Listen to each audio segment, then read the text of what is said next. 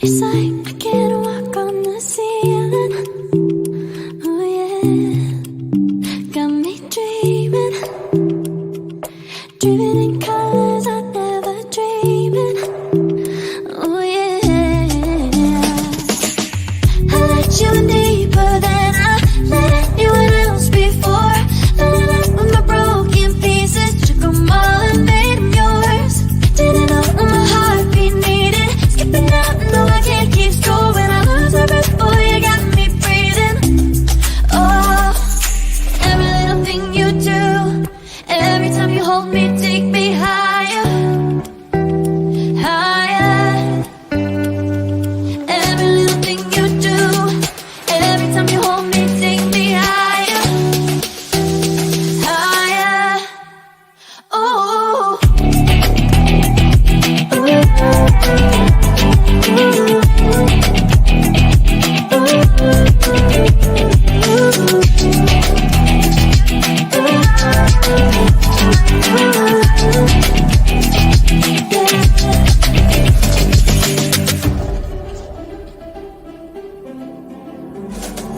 magic. No, I'm never letting go. Now that I have it with you. When you kiss me, it's like the stars fall out the sky onto my heart to cover up what I don't wanna show. I let you in deeper than I let anyone else before. Filling up with my broken pieces, took them all and made them yours. Didn't know what my heartbeat needed, skipping out, no I can't keep score. When I lose my breath, boy, you got me breathing. Oh, every little thing you do, every time you hold me, take me higher, higher. Every little thing you do, every time you hold me, take me higher, higher. Oh, you take me higher, you take me higher, baby, you take me higher, you take me higher, baby, you take me higher, you take me higher, baby, you take me higher, yeah, you take me higher, baby.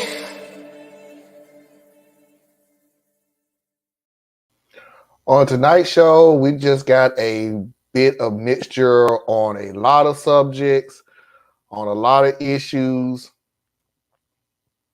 and some of them is just plain stupid. Welcome to Saturday Night Vibe.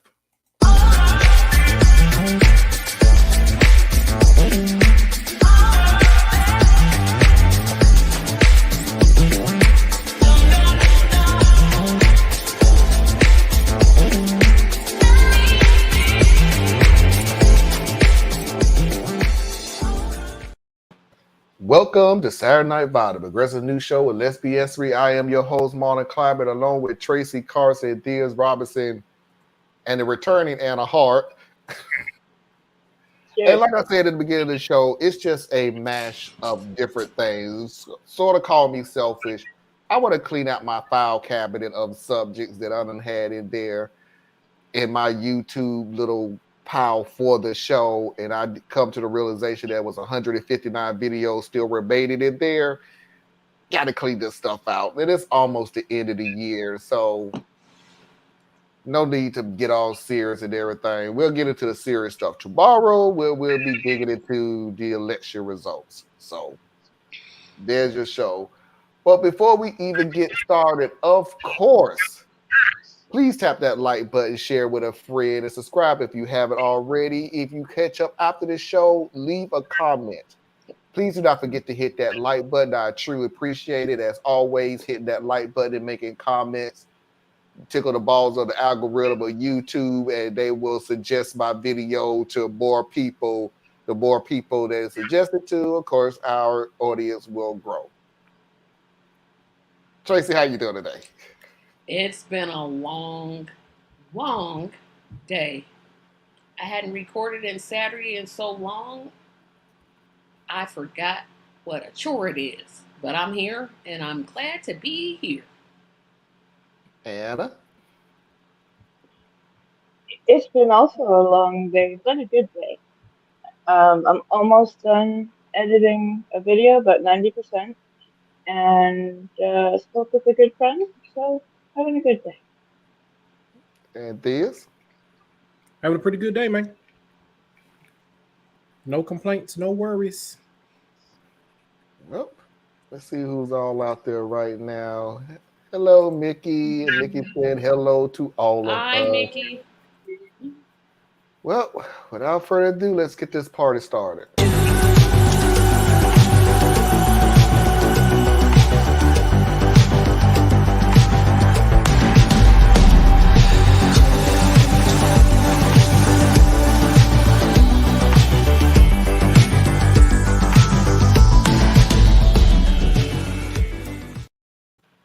So the first video, I'm gonna go ahead. You know what? I do hear something.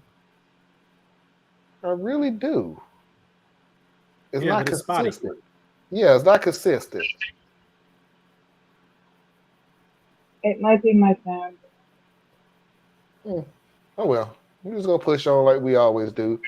So the first video, I've already named it cause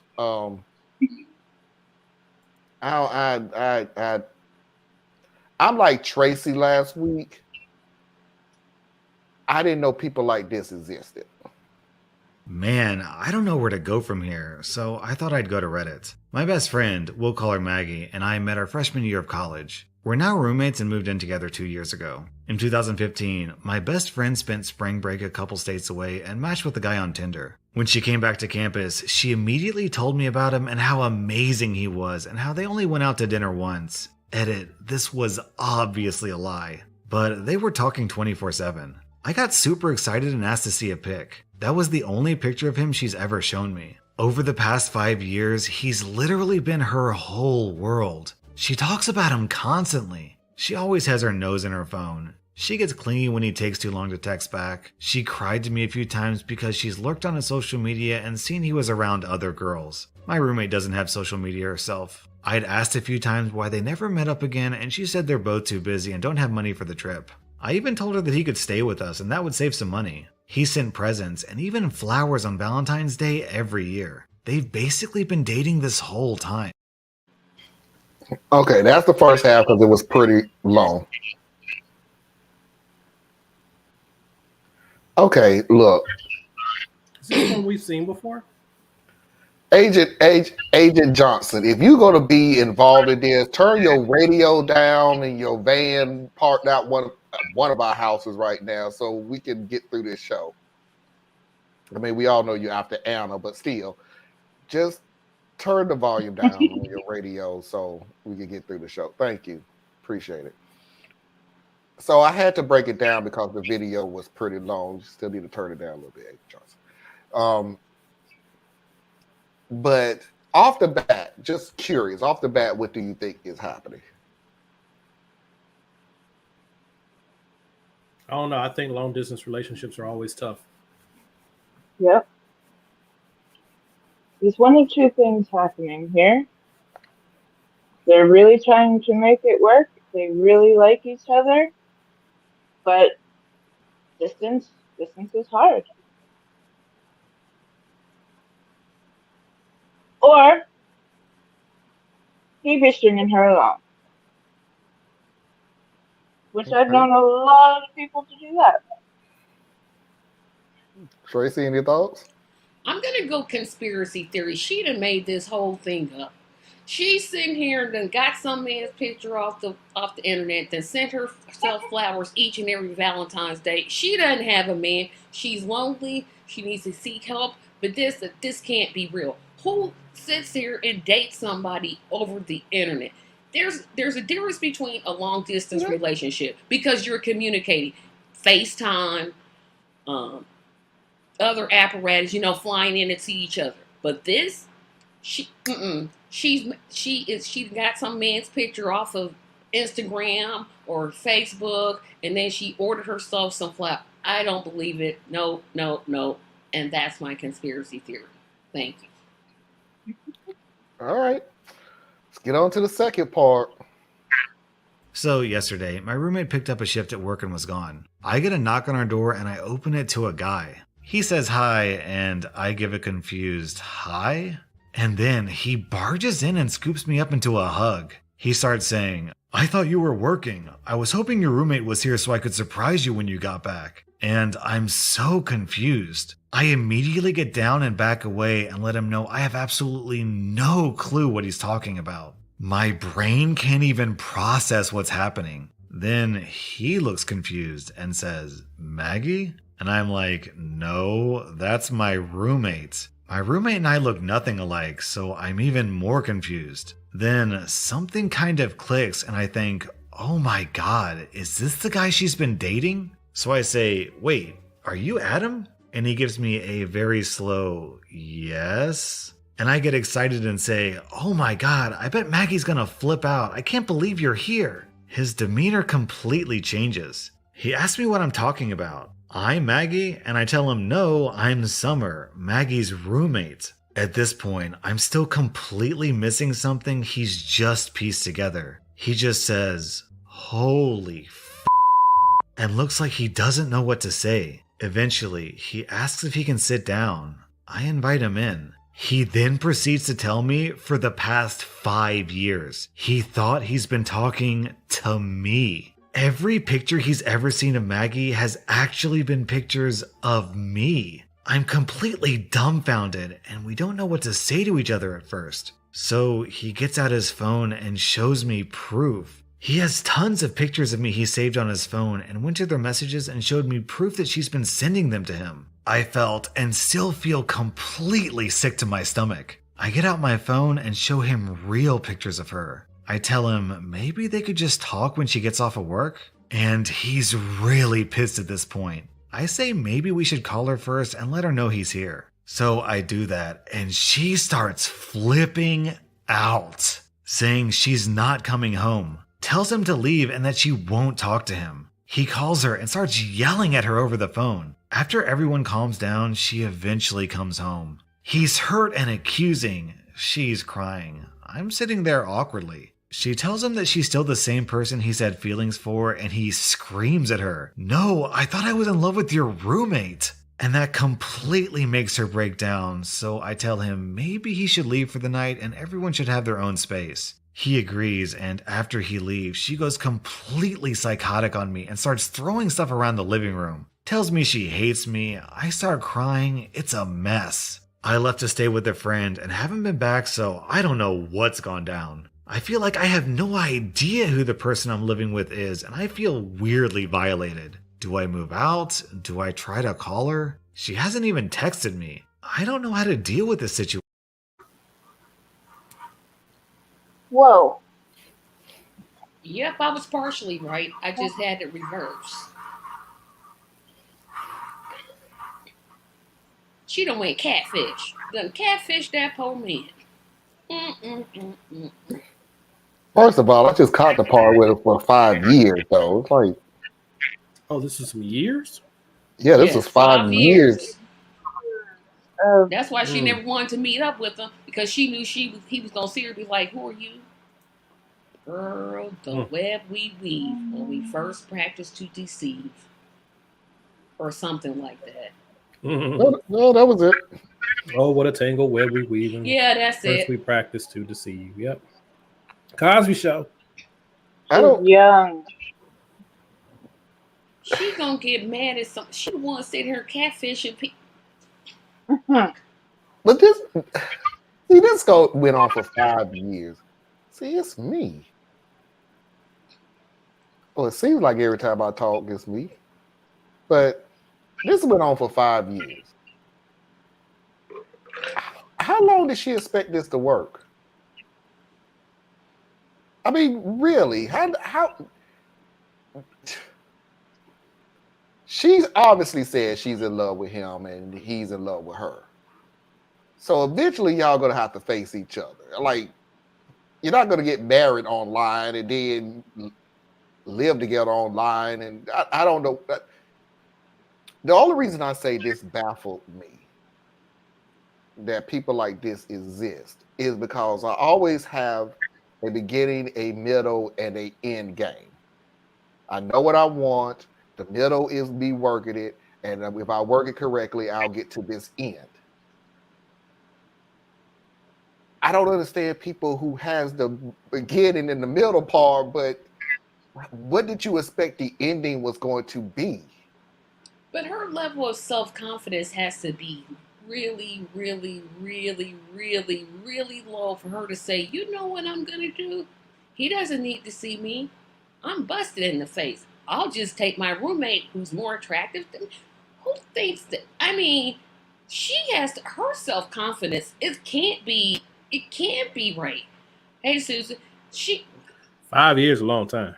I mean, And, no and wonder that's she what's do. throwing me, Thea. It's 5 years.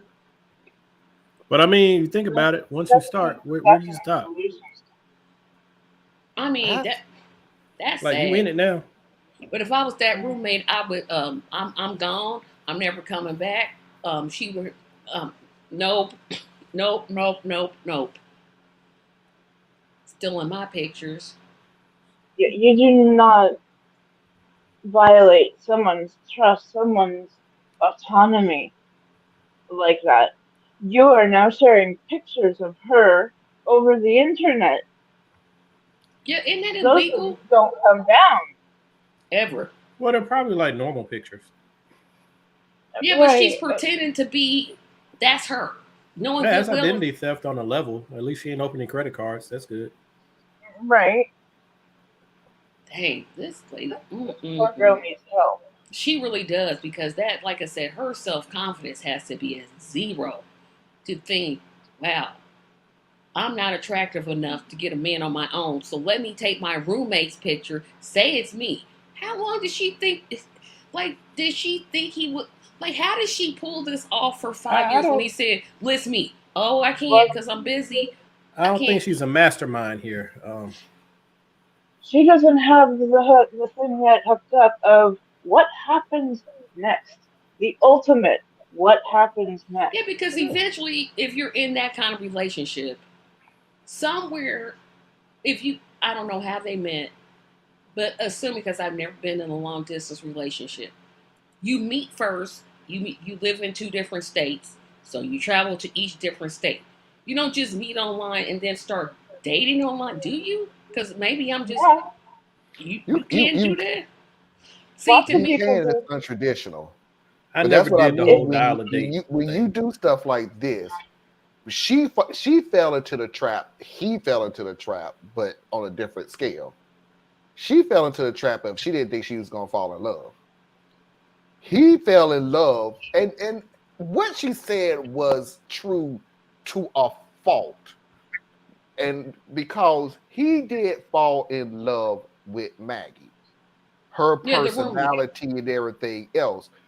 However, I can see from his point of view that, yeah, but all of this was started on Oh my falsehood. God. Not only that, but how are you gonna say I fell in love with you? I didn't fall in love with you. I fell in love with your imagination. Yeah, Cause because I don't know what else. I It's yeah, I mean, the don't know she. old. what It's part the was old you and what saying. part was the story you were telling. Yeah, the old story said, if you're lying about this, what else are you lying about? Like you could easily go look at somebody's profile or read their stories or look at their pictures and go, oh, okay. So they like this and they like this and they like this. So I'm gonna say, hey, I'm so still do I. tripping off of this dating online thing because as a person that has a profile, I'm thinking, oh, I'm gonna meet this guy in person, see what he looks like. He sees what I look like. That's the way I'm thinking this should go. But apparently, y'all telling me it don't necessarily go this way. I don't it see goes how it goes many 5 years though. What'd I'm you say, sorry. Anna? it goes many different ways. Some Oh, people will make up a profile and they will say, I don't want anything online. I don't want to be talking to you. I don't want to be texting you. I want this to be a real relationship. To other people, they might meet in the chat room. They may have no intention of actually getting together, but you go to this room often. You find yourself talking with this specific person often. and you find yourself, I just wonder what it would be like. Boy, I done missed the whole game. I just feel like I'm just on the slow train because I'm like, what? I Well, was that in between time of, like, I still believe in offline dating are the real milestones, if you will. But I see where a lot of people actually really do are get attracted to being able to get to know someone for their mind first. When you have to talk and really get to know someone, But don't you really put up your real profile picture and you not sitting there stealing your roommate's picture? Be like, oh, that's like me putting up who's somebody. Okay, I'm trying to think. Tracy, in my experience, it has always been my picture on my Yeah, I'm profile. like, if you can't deal with all of this, like, boo, you bye. Hmm. That's like me putting up a picture of Holly Berry. This is me. No way. I can't believe it's been for 5 years. No companionship, no being in each other's present. 5 years and not even a kiss or a hug, just lonely and That's online what was I'm better saying, than Mickey. nothing. That's what I'm saying. You gotta touch them somehow. FaceTime is only good to a point. That there's a part of this, Mickey. I'm glad you said 5 years and not even a kiss or a hug. Like, Like I well, said, there's a difference between this and a long distance relationship. Big All difference. relationships aren't physical. well, No. They are not. we have an update. An update. Thank you guys for all of your advice and comments. Many saying you've been in mine or Adam's position. It's made me feel better. I'm going to go ahead and post an update because I don't think there will be more of an outcome than this. I ended up having a phone call with Adam, mostly because I wanted to know about the pictures she sent. Turns out, she sent pictures of me in my underwear and nudes that aren't actually of me or her. So we're assuming she got those from Google. He feels really bad and is actually having a hard time with all of this. I assured him I don't blame him at all for the underwear pics or anything like that. He ended up telling me that they actually have FaceTimed, but she would never show her face. Only the top of her head and hair, which is dyed a similar color to mine. I never thought anything of this. Now I think it might be really weird. And her excuse was she felt like she looked bad on video and was self-conscious, didn't have makeup on, etc. He said he didn't think it was weird. I don't know. He also told me he's tried a ton of times to arrange visits to meet, and she's come up with excuses every time. He said that he's mostly content to talk through text and over the phone up until this point. Also, he said he's going to try to reach out to her one more time to talk about everything, but that he's moving on. As for me, I'm not sure if I can break my lease yet, but I'm going to go ahead and move out and in with a friend until my lease is over. We briefly talked when I went to my apartment, and she sort of half apologized, but is still pretty hostile and defensive. So I'm going to give her space. I feel bad for her, but I don't think our relationship is going to survive this whole thing. Anyway, this has been some crazy stuff, and I appreciate all the responses I got. Y'all are awesome. Oh boy. The things that people would do with Al Gore's internet.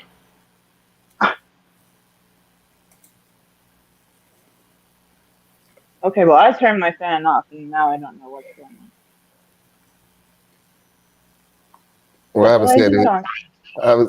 It's me. Mm-hmm, it sure is. Probably that microphone you got on. Is I got the microphone too close, maybe?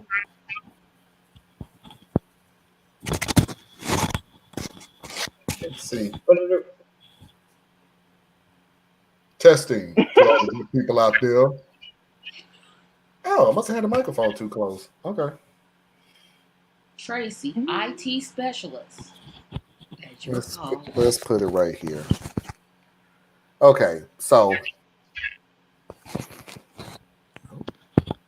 just leave it right here, and then I'll be real quiet through the whole video because I know what it sounds like when I got it on the table, but it beats listening to me in the third person. So here's the deal. I still okay. You know what? I'm going to ignore it. Sorry. I'll check the settings during break. But here's the deal. That dude is hurt. He Yeah. has every right to be hurt. I'm not even blaming him for being hurt. And I am shocked that he said, I'm going to reach out to her again and then I'm going to move on because I have no idea what I would say to her. I really don't. I don't know what I could possibly have left to say to somebody. Number two, yeah, I'm with Tracy on this one. Don't go back to that house to a woman that's taking pictures of you in your underwear. Nudes? I mean, well, the Not news wasn't her, but the But thought, underwear. That's yeah, the underwear thing underwear? is enough. What? Mm-mm. the violation. Mm. You couldn't trust her again. No, you And she has the return her nerve to to be being angry. That's what's tripping. I'm like, no, She's what? angry for being caught. being caught. That's what She she's is a angry young about. girl. She's angry for being caught. She's embarrassed. She never and by the way, again, lady, I have no idea what you thought the end game was gonna be. So I'm gonna say again, she didn't think she was ever gonna get caught, which again, I don't know why you would think that. It's been 5 years. Eventually, you're gonna have to meet the dude. Now I'm gonna put a little caveat on old boy too. And I'm sorry, I don't want to beat up on him. He is the victim. I'm making this perfectly clear. He is the victim of this story. But my boy, Girlfriend. 5 years. You don't try it for 5 years to meet her in person, and for 5 years straight, something comes up. Come on, man. 5 years. Once in a blue moon, I get it. I get it. 5 years. Come on, man. Come on. Seriously. Something should look. I'll put it to you this way. I'd have been looking at her sideways after a year. A couple of months, 6 months, and I don't know what you look like. Nah, this can't get. This ain't gonna go past the second conversation. To be honest. I'm sorry. And again, I don't want to harp on him. I really don't. But my boy, some bells should have been ringing. That you can't meet her. She can't come see you. Um, you can't see her face on the camera. Like, come on, you know I'm finna call you.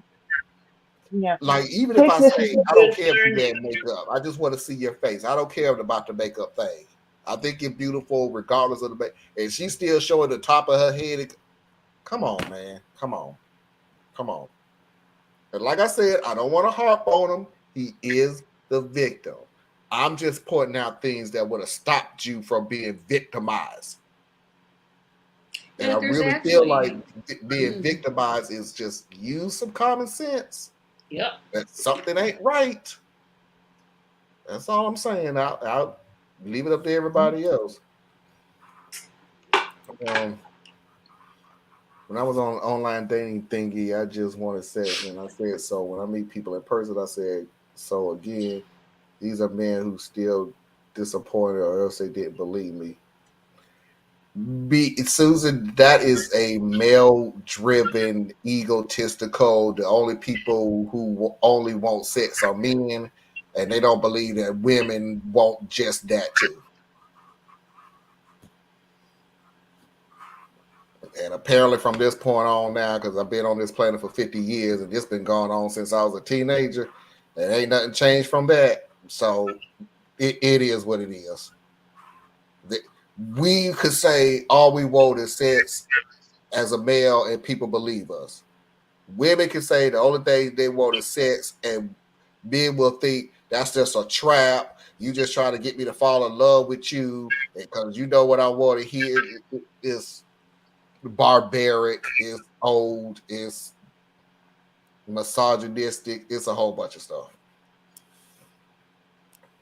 But that's what it is. Um, Maybe she has some action in her real life and is just enjoying the action of her. That never came up in the story though. That never came up in the story that there was Like, what somebody was else. her motivation?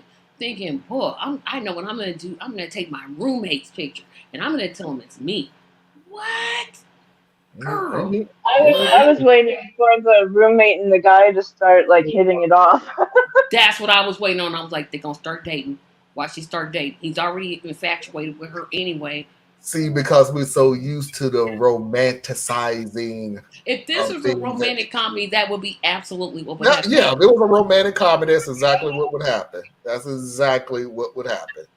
It'll be a romantic comedy. We'll go, well, I really fell in love with you, but whatever. Yeah, Theus is having technical difficulty. He'll be right back. He has to wait for AOL to do his thing. I have seen some really beautiful long distance relationships that people did not get to meet for 3 or 4 years, and they're still married. You know, the woman was from Israel, the man was from America. Unexpectedly, they hit it off. What are you going to do when you suddenly find somebody that you can talk to all day and night? You don't seem to run out of things to say, but you're on different continents. You're on different sides of the ocean. You know, Like I said, this there's is nothing something wrong. people with the army go through, But or they, the yeah. Navy services. But You Anna, know, they my knew what partner each is other in the looked service. like. She didn't take her roommate's picture and say, "Hey, this is me." Yes, Yeah, but after I this am is not the talking story, now we don't about. know that. I am just saying, in my experience, there have been some incredible relationships that have sprung up from you'd never know where. I try not to judge, but hey, here, no, you don't take your roommate's pictures. In a draws. Mm. Exactly. Well, I think I know I missed probably the last segment, but as far as the whole thing is concerned, um, it's like you stop where it goes wrong. So dating online or virtual, that's not wrong. It's not my style, but it's not wrong. Then pretending to be someone other than who you are is wrong. And then stop. Like the whole rest of the story literally is irrelevant. You were dating someone long distance. Okay, all right. To each their own. Maybe you socially awkward or you know aesthetically unpleasing. But then as soon as you do the fraud part, it's over. Like I don't need to understand nothing else about what you were doing. Like nothing. It's over. There's really three victims here. If you really think about it, there's obviously the man who was catfished, the roommate, and even the perpetrator to some extent. Because, again, she must have had the lowest self esteem ever to think, let me use my roommate's picture. Let me say that's me. Let me go through all these creative lies. Let me just show the top of my head when we FaceTime. How? She's definitely a victim, although she got just what Oh she no. deserved by She him might have leaving. done this maliciously though, Tracy. Mm. In which case there is no victim angle for her, just for the guy who was But we lied to don't, and the roommate I who don't was know. abused. She I could do just be a feel sorry malicious for person. To her, it was all a game. But maybe. 5 years though? I mean, that's like those people who fall in love with prison pen pals. Like you in love with some dude who They ain't don't have never getting those. out. No, that's not the same thing. There are people Because who just like a certain at style and they least in like people in prison, they prison. have like open days so you could go see the person. All right, so now we're gonna go way around the rabbit hole. But okay. No, we're not. No. No, I'm just saying, if you write to somebody in prison, they have visiting days. That's all I'm saying. Is they have That is visiting kinda funny. days. That is kind of funny for somebody in jail going, "You lied to me."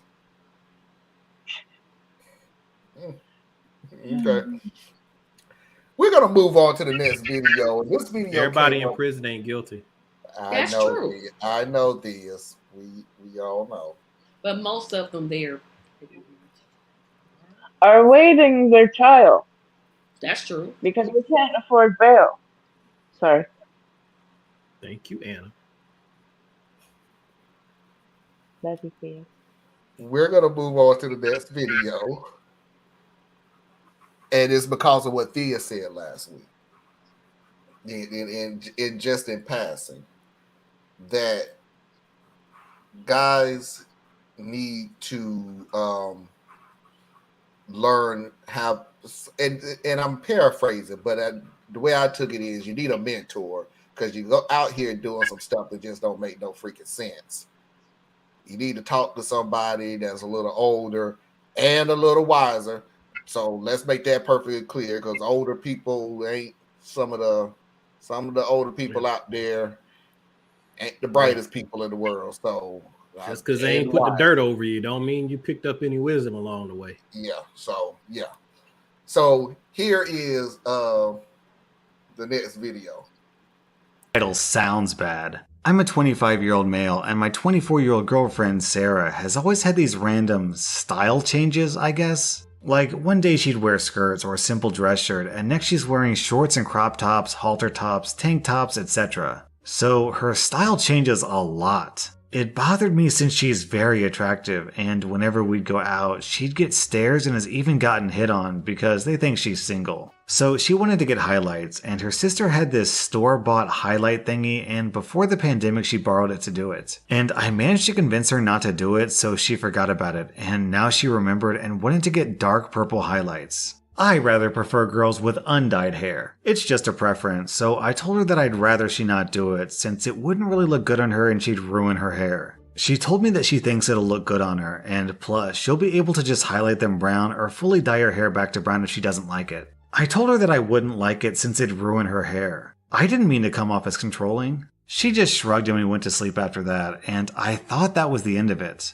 Then, the next day, I woke up to her making breakfast with purple highlighted hair. I asked her why she did that, since I told her it wouldn't look good. I still didn't like it. She said she had a change of heart and that it shouldn't matter what she looks like because personality matters. Then I said to her she should have told me if she was going to do it, and she asked why. And I told her I'd rather know if my girlfriend was going to damage her hair. I should have chosen my words better, cause she got all defensive and told me that I shouldn't have a say in what she does with her hair and how I manipulated her last time. So amidst the whole fight, the breakfast got burned, and we were too busy arguing so it was too late to save the food and we had to throw the food away. I was tired, so I said out of anger that this wouldn't have happened if you would just listen to me and stop being a child. Sarah then started yelling at me again, saying I should cook for myself and that she shouldn't have to be my maid. I told her that she does these things by herself. I can cook and clean, but she does that, so I see no reason to dismantle the system, and she likes cooking. Then, when I thought the fight was over and that she would make breakfast while I cleaned the bedroom, she made breakfast for herself and told me she's leaving and she's done with me, and now she's at her friend's house. This happened a few days ago, but I feel like she overreacted.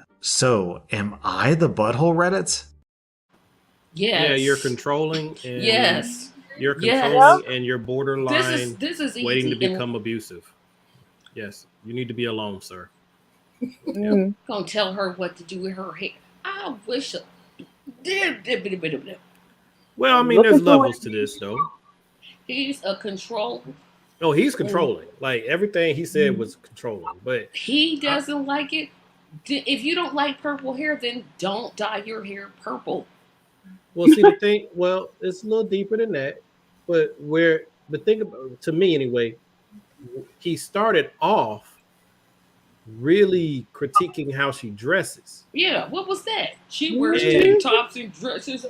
So I'm like, first of all, he must not have much experience with pretty women, because pretty women change their style constantly, like constantly, and then it's her hair, dude. I mean, for real. Okay, I get it's your girlfriend, so you feel like you should have some input, but she doesn't have to listen to you. So your thing is, hey, I don't think it's gonna look good. I like your hair the way it is. I prefer you don't change it. And then she's like, I'm gonna change it. That's kind of the end of the story there. Now when you come downstairs and her hair is purple and it's that much of a turn off for you, then you exit the relationship because that's your choice. She made her choice, you make your choice. But you don't sit there and try to force her to change to suit what you've decided for her. You can't even do that with your wife. How you When gonna did do it with your she turn girlfriend? into his child? That's what I want to know. At what point did she turn into his child where he can tell He her? thinks he's better. He thinks he's better than her. And then the worst part. Oh, go ahead, Theus. Yeah, I'm sorry. that's it. The worst part was when he said he didn't want to decimate the roles in the relationship. I'm like, if you don't sit your ward cleaver self down somewhere and shut your whole mouth, are you for real? So he was just saying that because he knows that he's getting the best end of the deal. He doesn't want to change it. That's all. Y'all missing the this dude literally told on himself about being controlling at the very beginning of the story. The very beginning. Like I knew this was gonna go downhill. And you didn't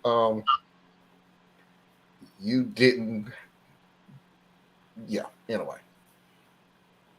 She likes to change her style. One day she'll wear pants, the next day she'll wear skirts, the next day. Fool, who don't? Who everybody changes clothes. Unless you Well, want everybody changes clothes, Marlon, Well, but what he was talking about is she her changes style. her style. Yeah, Because she like That's this, what I mean, but who has the same style? no, most people. No, I'm most willing to people go on have a a limb style. here and say most people have a set range of how they dress.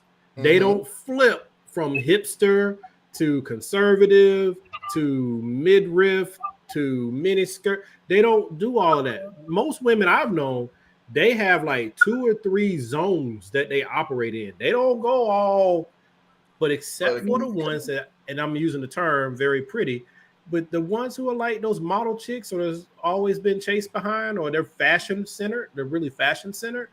Those women change constantly. And then one of the things I love most about black women, I know other women may do it too, but not to the extent that I know because I don't deal with y'all like that. But the way a sister can switch her hair up and become a whole different look. I mean, you see her and you be like, ugh, that girl ugly. And then you just swipe to the side and the next picture come up. You're like, damn. It's amazing the variety that women can do. And this is across the board with their appearance and all of that. He obviously he's very insecure, and his insecurity manifests through controlling. He has a taste of what his woman, and I'm using exactly how his I taste feel is submissive. That's his taste. That's pretty submissive. much. He has a taste of how his woman should look like. And he needs to go find June Cleaver, marry her instead of the modern woman that can think for herself. See, I don't even think he has a taste in her look. I think He that's wants just to a control smoke screen. her. He wants whatever it is that she chooses needs to be conducive to what he likes and approved by it. him. Doesn't matter what it is, what she's cooking, what she's wearing, how she talks, where she goes, as long as it lines up with what he wants. Because he he's got the no center problem. Of the universe. Hey, boy, that was the best gaslighting. It ain't. I just don't like that color. I don't like that style. I don't keep your mouth I don't shut. like somebody that's gonna damage her hair. It's her hair. She wants Tracy. If I don't like certain hairstyles, I'm gonna tell you.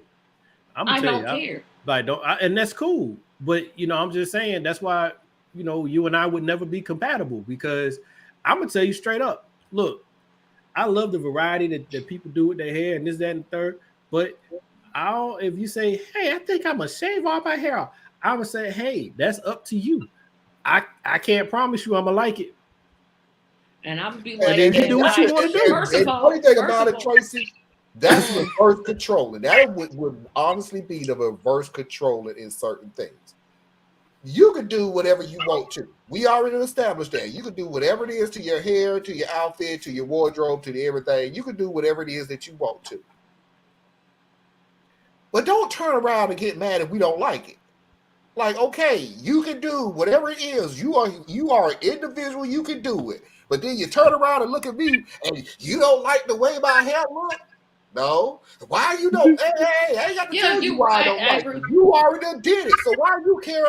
Yep. If you didn't care that you changed it, why do But you should care I don't like it? we should not be judging people, especially women, by how their hair looks. You know how silly that sounds to me? We're That not just sounds, judging you. What are you We're talking about? judging the hair. I don't like it. Everybody judges appearances. We're visual creatures. I'm Why, just saying okay, it why would you shouldn't change be. your hair? Why would you change your hair? I don't like it. But if I've talked about coloring my hair before. Okay. Y'all Okay. say, "Oh, that's crazy." I haven't done it Ain't nobody because said it was crazy. We just said Nobody we said like you your was hair. crazy. Go for it. What are you? I like your hair, but Well. it's your hair. But here comes my point. My point is, if I decide to change it, I'm not asking anybody's permission. I'm just gonna Right. do it.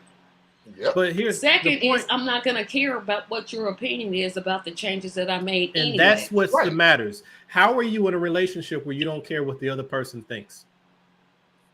Where? That's There you a are. dead relationship all day, every day. If my wife told me that she'd rather I let my hair grow and I walk around with the George Jefferson look all the time, I ain't gonna do it. But I will explain why I didn't, and we'll have that conversation. But I'd at least take into consideration what she's saying. It's never gonna be I don't care. You know what I'm saying? Like if she tells me, it ain't for we going somewhere, no, put on a sweater. Don't wear that. And I'm like, I want to wear a hoodie. No, but we're going somewhere nice. Put on a sweater. You know what I'm saying? That's out of consideration. I might relent. What you keep saying consistently is I'm gonna do what I'm gonna do, no matter what you think. And that is a doomed relationship. It will never work. Never work. Because nobody gets to have their way 100%. It's not going to work. I do. And be honest with you, there is no guy, and let me paraphrase. There's some guys out there. There is no person on the face of the earth that's going to be in a relationship with somebody that's going to constantly keep saying, I don't care. I don't care. Not a happy person. I don't care. I don't care. You know what? But I'm not gonna. I cooked this dinner for you. Oh, your response, I'm allergic Tracy, to is that, always I don't care if you're allergic to it and you don't like it. But I would expect that if I'm with some guy and I don't like this hair, that's my problem, not his. He can do what he want to do. He can do exactly what he wants to do with his hair. It's not mine. It's his. I guess it comes into like philosophies, right? Like I view things like this in a relationship. It's not my job to make you happy. Not my job. But what is my job is to create an environment you can be happy in. So that means everything that I'm doing as it relates to how it could impact you directly, indirectly, or whatever, I want to make sure it's an environment conducive to you finding happiness in it, right? So that means sometimes I'm going to do stuff I don't want to do, but it'll make you happy or it'll make you comfortable. Not always about making somebody happy. Sometimes it's finding out, based on their background or what they done went through or what their personality type is, certain things you just kind of relent. You just do. And I just think that's my philosophy towards a relationship. But at the same time, I've been told I'm an android, so my way ain't all that cool either. Because at the same time, if I tell you, Tracy, you said you want to color your hair, color your hair. It's your hair. Do whatever you want to do. Just understand. I don't like all the wild colors and stuff, right? I don't like that stuff. So if you come back with blue, green, purple hair, I can tell you now, I ain't gonna like it. And then you be like, whatever. And then you come home with blue, purple, and green hair. Unless we married, that's the end of our relationship. I ain't gonna fight with you. I ain't gonna argue with you. I ain't You gonna gonna do none leave of that. somebody I'm because just you gonna be don't like, like their now hair? you know. Now you know what? went too far. No, why? Everybody gets to have their. See, I think my way of doing things is far fairer than any of the ones that most of y'all share. Because in my world, It's not you do the only whatever person you who's want, in the and then fair I get to point of react. this is you, because you got an Encyclopedia Britannica on rules and regulations. It's not of a rule. dating. That's just it. It's not a rule. You literally can do whatever you want. My standard is, are you creating an environment that I can be happy in? Because I'm gonna do my best to create an environment you can be happy in. And if we're out of sync, there is no point in me staying in this thing, because one, I'm gonna be miserable or you're gonna be miserable. So Okay. my way is 100% fair. 100% fair. You do whatever the here's hell my you want deal. to. Here's my question, and I'm gonna go exactly how you said. You could do whatever it is that you want to do. You could have blue, green, and red hair. I'm telling you, I don't like it. My question to you is, why does it affect you so much of you not liking it that you rather just drop the whole relationship? Because it's just something. It's my preference. If you're dating, you can break up for any reason. Hair. It's still hair. It's not just hair. It's about what you like and what you don't like. So So you don't if you're not compatible, you're not compatible. Relationship. But what if you are compatible? You're compatible. Obviously, we're not, because the type of women that I'm attracted to, generally don't operate in that wavelength. So, you didn't lose nothing. If I'm too judgmental, you just won, because now you done shed yourself of me being too judgmental. Congratulations, you're free to go now.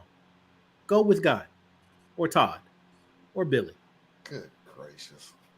Am I correct in assuming that a partner that you would stay with would come to you and say, "Hey, babe, I was thinking about doing something different with my hair, and I'd like your input." Yeah, your input is one thing. Your Right. permission is a whole nother. Well, I don't go with the whole permission structure, even though sometimes it might sound like I'm asking your permission. But that's kind of like if I go to my wife. Like, there's never a time like when the guys want to get together, or I just say, "Hey, we going." No. Hey, baby, this is what the guys are trying to put together. Is it okay with you if I go? Right now, she could say no, and odds are she does. I'm probably going to not go, because she wouldn't say no without a good reason. But that's where I'm saying the whole compatibility piece comes in. Y'all fixating on just the hair, but I'm saying the hair is bigger than that. I'm saying that it's about compatibility.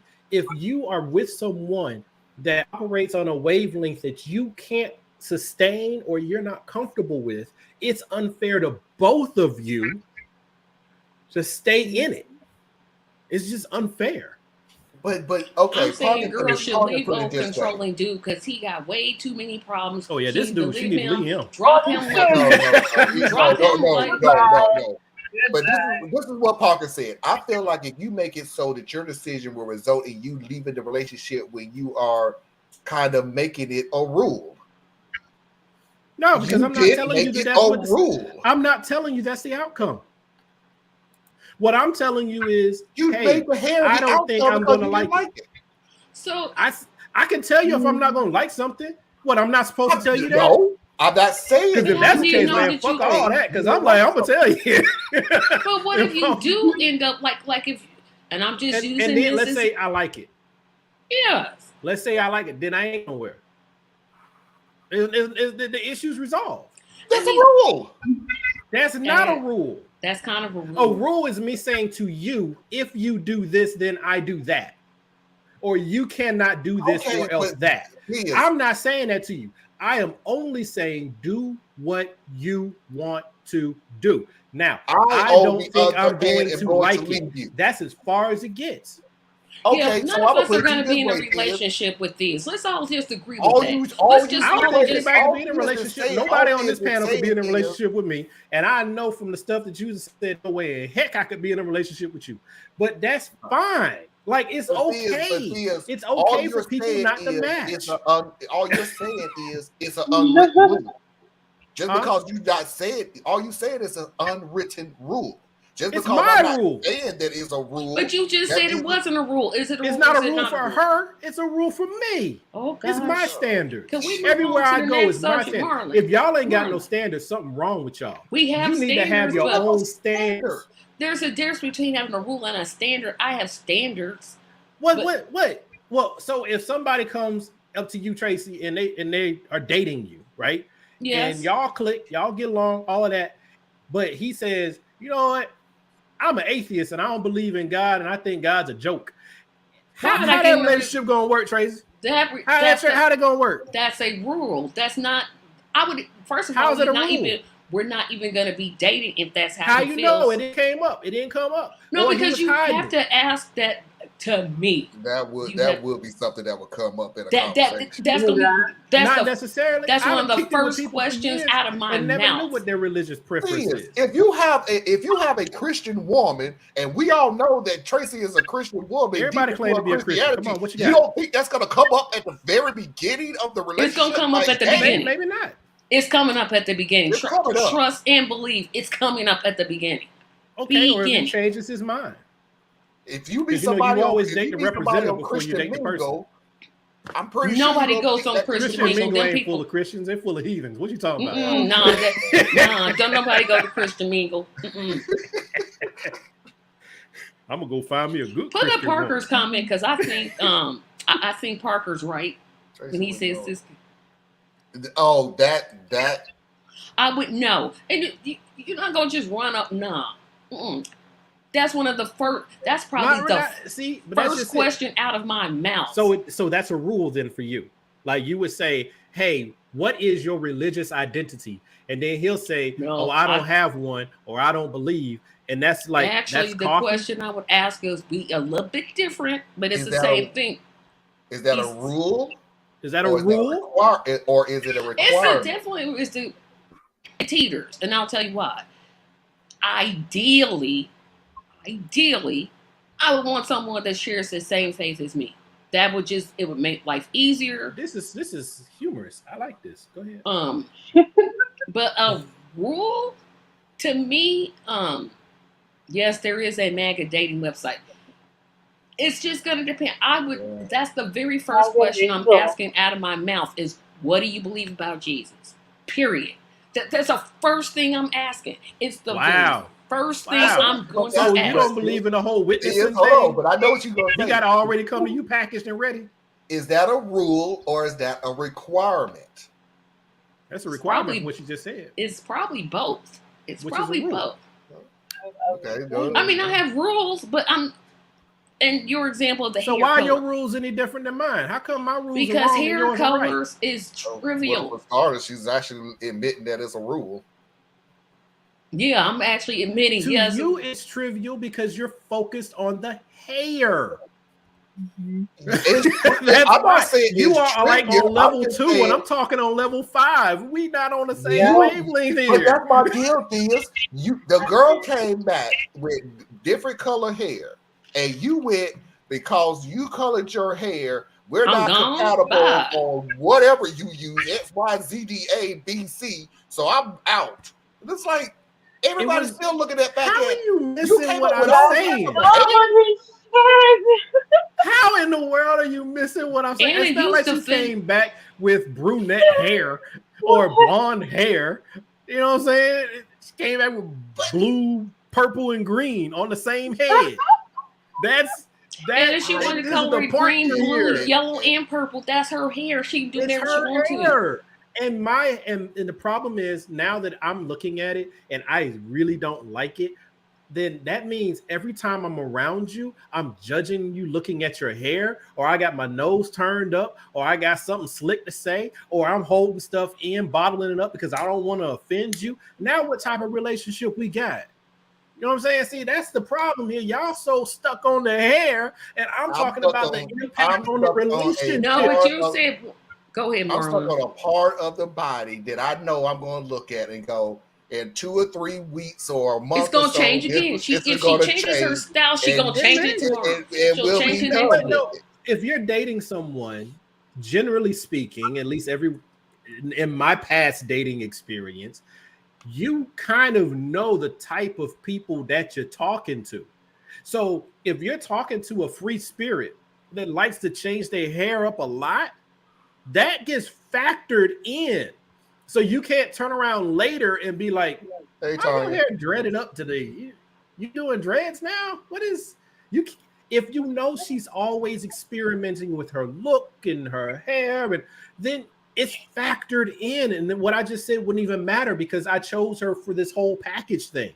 But if I'm dating a conservative kind of woman or a woman who's like always wears an afro, and then all of a sudden she has an afro and natural hair, and then all of a sudden she going, what's it called? Lie in a box, perm. She's doing a perm all the time. Relaxers, which nobody Perm should relaxer, use. whatever you Yeah. want to call it.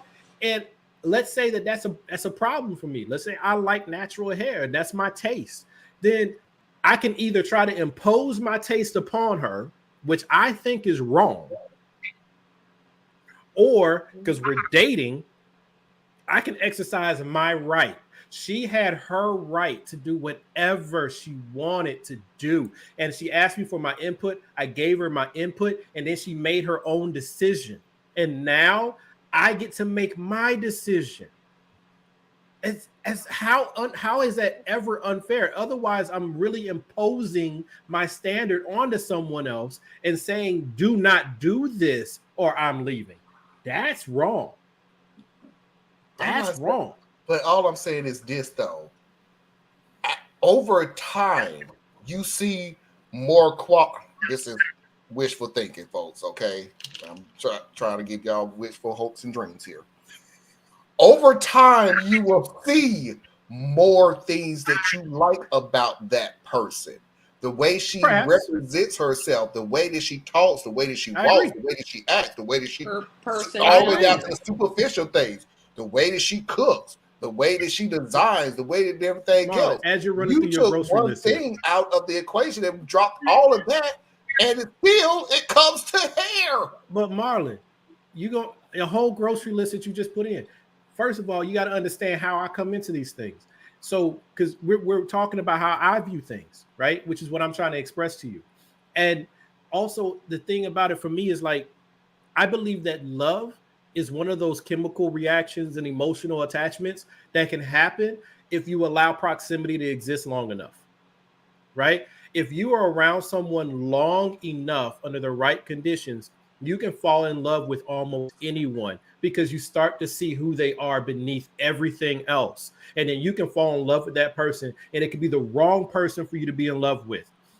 You can be hopelessly in love with someone and they're like a drug abuser, but you see you know their heart, you know their soul. You're already attached to this person. Love is a very heavy thing. So for me, when you see things are not lining up where you are going to be the optimal partner for them, exit. Because if you stick in there too long, now you're in love with somebody and there's weird trade-offs that start happening, right? Because it's not like, she snores. Okay. Love will let you be like, yeah, she snores. I'll just go to bed first. Who doesn't snore? A lot of people don't snore. I snore like... Oh, I snore like a freight train, but I didn't used to. That's another story. I had surgery and then, it's a funny story, side story. So I didn't used to snore. I used to sleep very, very, very, very quiet. But I had surgery for something. I don't know what it was. But before I had surgery, I saw this episode, Everybody Loves Raymond. Like, I love that show. Y'all ever watch that show? Loved that show. But anyway, it was an episode where he went in for a minor surgery and died, and they brought him back, and they didn't tell him. And I saw that right before I went to surgery. It was the night before I went to surgery. So I think it messed me up. That's not And good so stuff. when I woke up after that day, I snored. It was weird. What? I'm sick. I Wow. don't know what. And I've had surgery before that. I'd had surgeries before that. Never had surgery. But for some reason, Yeah, I I'm was like, so all the things I've scared. ever had, surgery is not one of I've them. never had surgery. I've never broken a bone. I haven't either. I am. Oh, wait a minute. Okay, wait a minute. How many surgeries have y'all had? I don't know. I I've had three or four. dental surgery, so maybe I'll That count. don't count. Oh, I don't 'cause count that one. That don't count. Well, it depends on what the I dental had surgery is. my chest. I've had some pretty serious surgeries. More than 4. This is remember more than 4 or less than 4.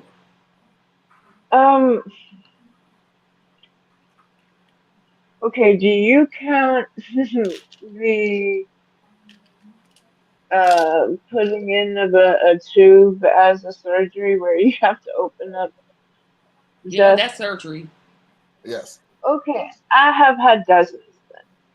Oh my goodness. I can't even I've Well, never had apparently not talking. most thing I've Wisdom had. teeth, I think, is what he meant. Yeah, wisdom. Yeah. I've had a wisdom tooth taken out, and then I had one grow back, and they said, "Oh, 6 surgery." I ain't gonna ask what's wrong with y'all, but dang, that seems like a lot to me. Hey, life don't give a damn about what you You think or would. believe. When life You come gonna and keep check and you knock gonna on your keep me door, alive. You cut me. I don't know. I don't know. Hey, I'm not you- saying it's a bad thing, but I'm like, just I've saying. gotten You got to all do the way it. to here and That's have the never had a beauty. surgery.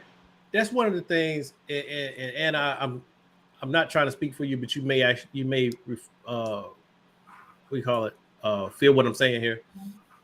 Okay. That is one of the things that, as my eyes started opening up, probably in my late 20s, to all the different varieties of things that happen in life. I mean, you got people around you all day, every day. You don't know what they didn't dealt with. I mean, people got disabilities. People have injuries that didn't heal right. People have emotional and social trauma. They got all this stuff. And it's like now, ever since I was in my late 20s, it's like that's how I engage with the world, man. It's like literally I look at everybody like, yo, they got a complicated life. Even though I don't know nothing about them.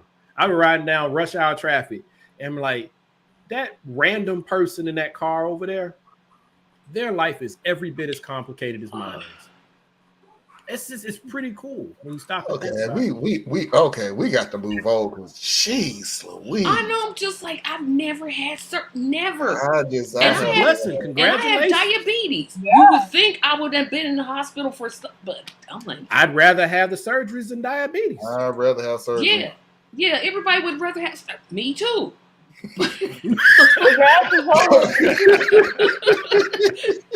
Shoot, Well, it give me depends on the surgery now. There's some Give me the surgeries surgery. you might take. No, but I diabetes trade over the anything. surgery. You don't know what I would give up not to have type 1. Oh, I'm just saying. You can have. What if you have open chest surgery? So depending upon the weather, depending upon your mood, depending upon a different ailment in your body, depending upon all these different things, right? So like Ed is talking. Yeah. So you might be like, yo, I'll take some of that diabetes if you can take this off of me, because I'm telling you, diabetes is, my whole family got diabetes. I'm like the last one standing, but they all probably have type 2, not type 1. Is the difference? Yeah, type 2 is like it onset as a right around age 30 is when it kind of kicked in for them. But yeah, but I'm just saying, whatever a person might be dealing with, no matter what weights we, our individual selves, are carrying, there's somebody else who's looking at you and they're like, man, I wish I could trade my burden for yours. And I wish I could trade mine with you, because I'm like 6 surgeries and not be diabetic. Yeah, give me them surgeries. I'll take them all. I will take every not to have to poke myself, give myself 7 medicines per day. Nah. Well, see, that's true, and I would never knock that, because that's a lot to have to deal with. You know, any chronic illness is a lot to deal with. Period. period. Mhm. Right? But a lot of times people focus on the chronic illnesses, and they completely overlook like the other types of illnesses or The injuries. trauma. Sure. Like if you Yeah. had I was talking about the open chest thing, right? And I've never had it, but I've had plenty of people in my world who have. And like the weather can cause you just to be in pain, like constant pain, but it's not considered a chronic illness. It's just your nerves. The byproduct. PTSD. That's the byproduct of it. All right, Yeah. we're gonna go ahead and roll on to the second half of the show. But Elder Android just saying though, I have my update. I checked for patches. I'm still right. Good. For you, you are exactly right. 100%. Thank you, Anna. Whatever. We're gonna go on into the second half of the shows where we're gonna go into the returning of Real or Nah and Foxy's videos of the week. 3-minute break to reboot and refresh, and we'll see you all on the other side.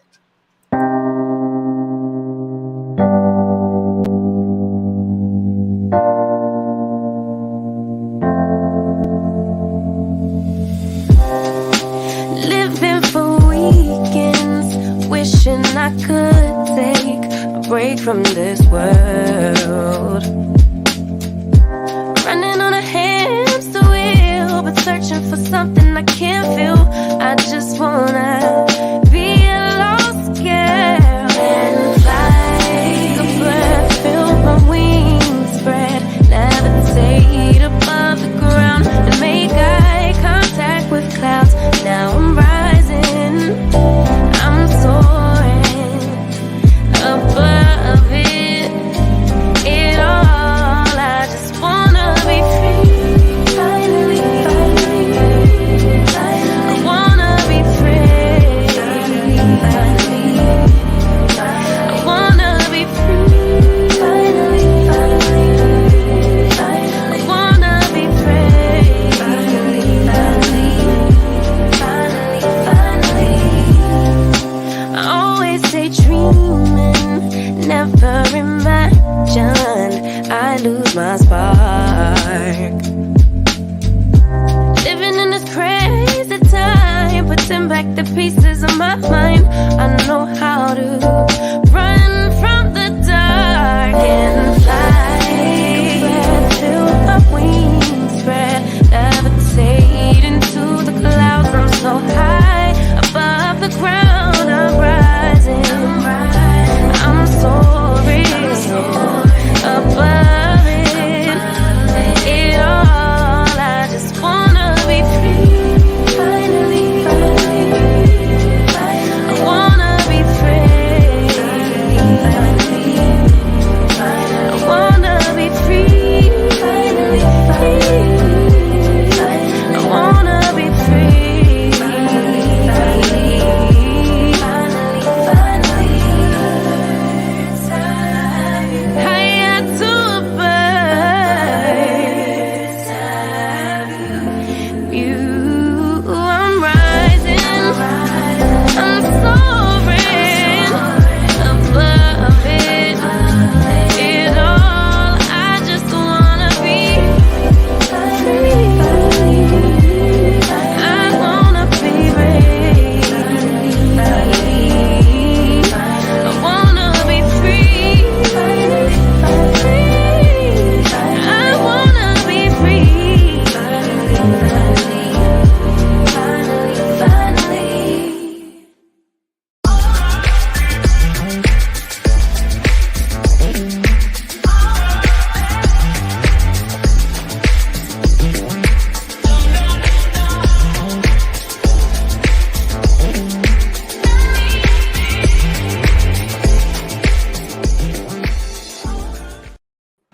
We are back for the second half of Saturday Night Vibes, so let's go ahead and jump right into it and pay these bills.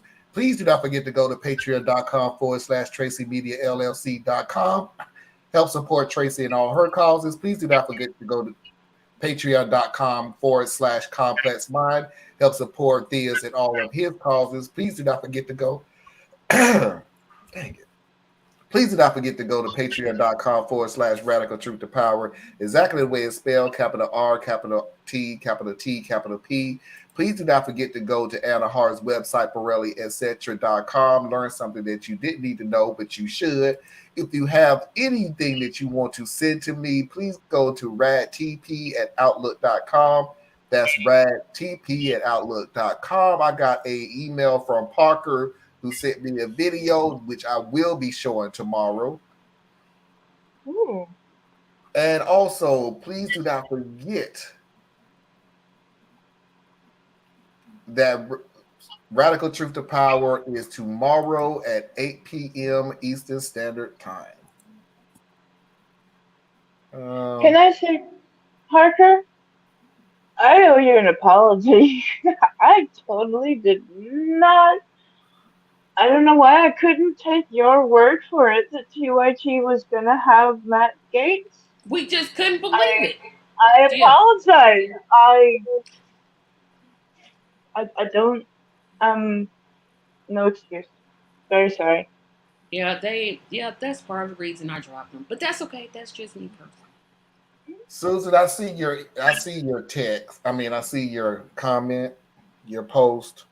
I'll be putting that on at the end of the day because Foxy texted me the exact same thing. All I can say right now is I'm shocked that it didn't happen sooner. But y'all find out exactly what I'm talking about at the end of the show. So without further ado, let's get into Real or Nah.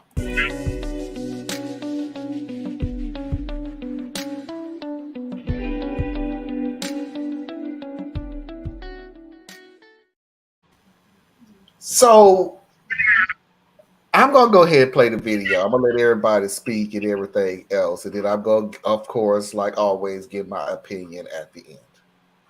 I'm a 28-year-old woman, and in March, I'm getting married to my fiancé, a 27-year-old guy. I come from an upper-class family, and my fiancé is lower middle class, which is a delicate matter for his family. Despite me being able to pay all the costs of the wedding myself, my parents gave the equivalent of around 70% of the value of the wedding as a gift. For the sake of this story, let's say that's about $30,000, even though that's not the actual amount. Fortunately, my parents didn't use that gift as a way to control the wedding. When my fiancé's parents learned that my parents had given this gift, they decided to give their gift as well and gave $3,000, an amount for which I was very grateful to have received. And I deeply regret doing this, especially for my mother-in-law. I don't plan on having a traditional wedding party. My dress won't be white, it'll be lilac. There will be no religious ceremony, and it'll be a party for only 30 guests, and my fiancé agrees and supports this. This bothers my mother-in-law a lot, especially with the dress not being white. Over time, she gave up on imposing the idea of a big party and not having a religious ceremony. But she just keeps annoying me about the dress. She kept nagging me about it, even after I snapped on her and my fiancé told her to stop.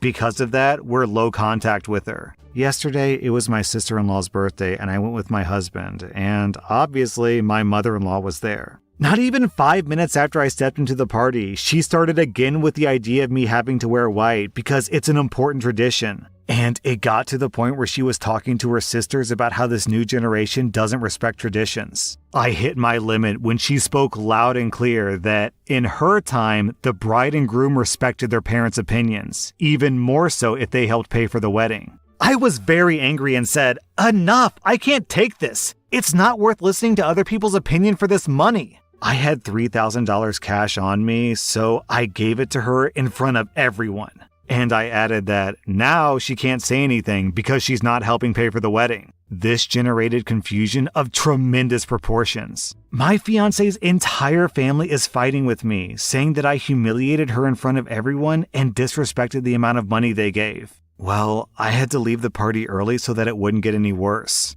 My fiancé understands why I did it, but he said that it wasn't my best moment and I could have done it in private and not in front of everyone else. Am I the butt?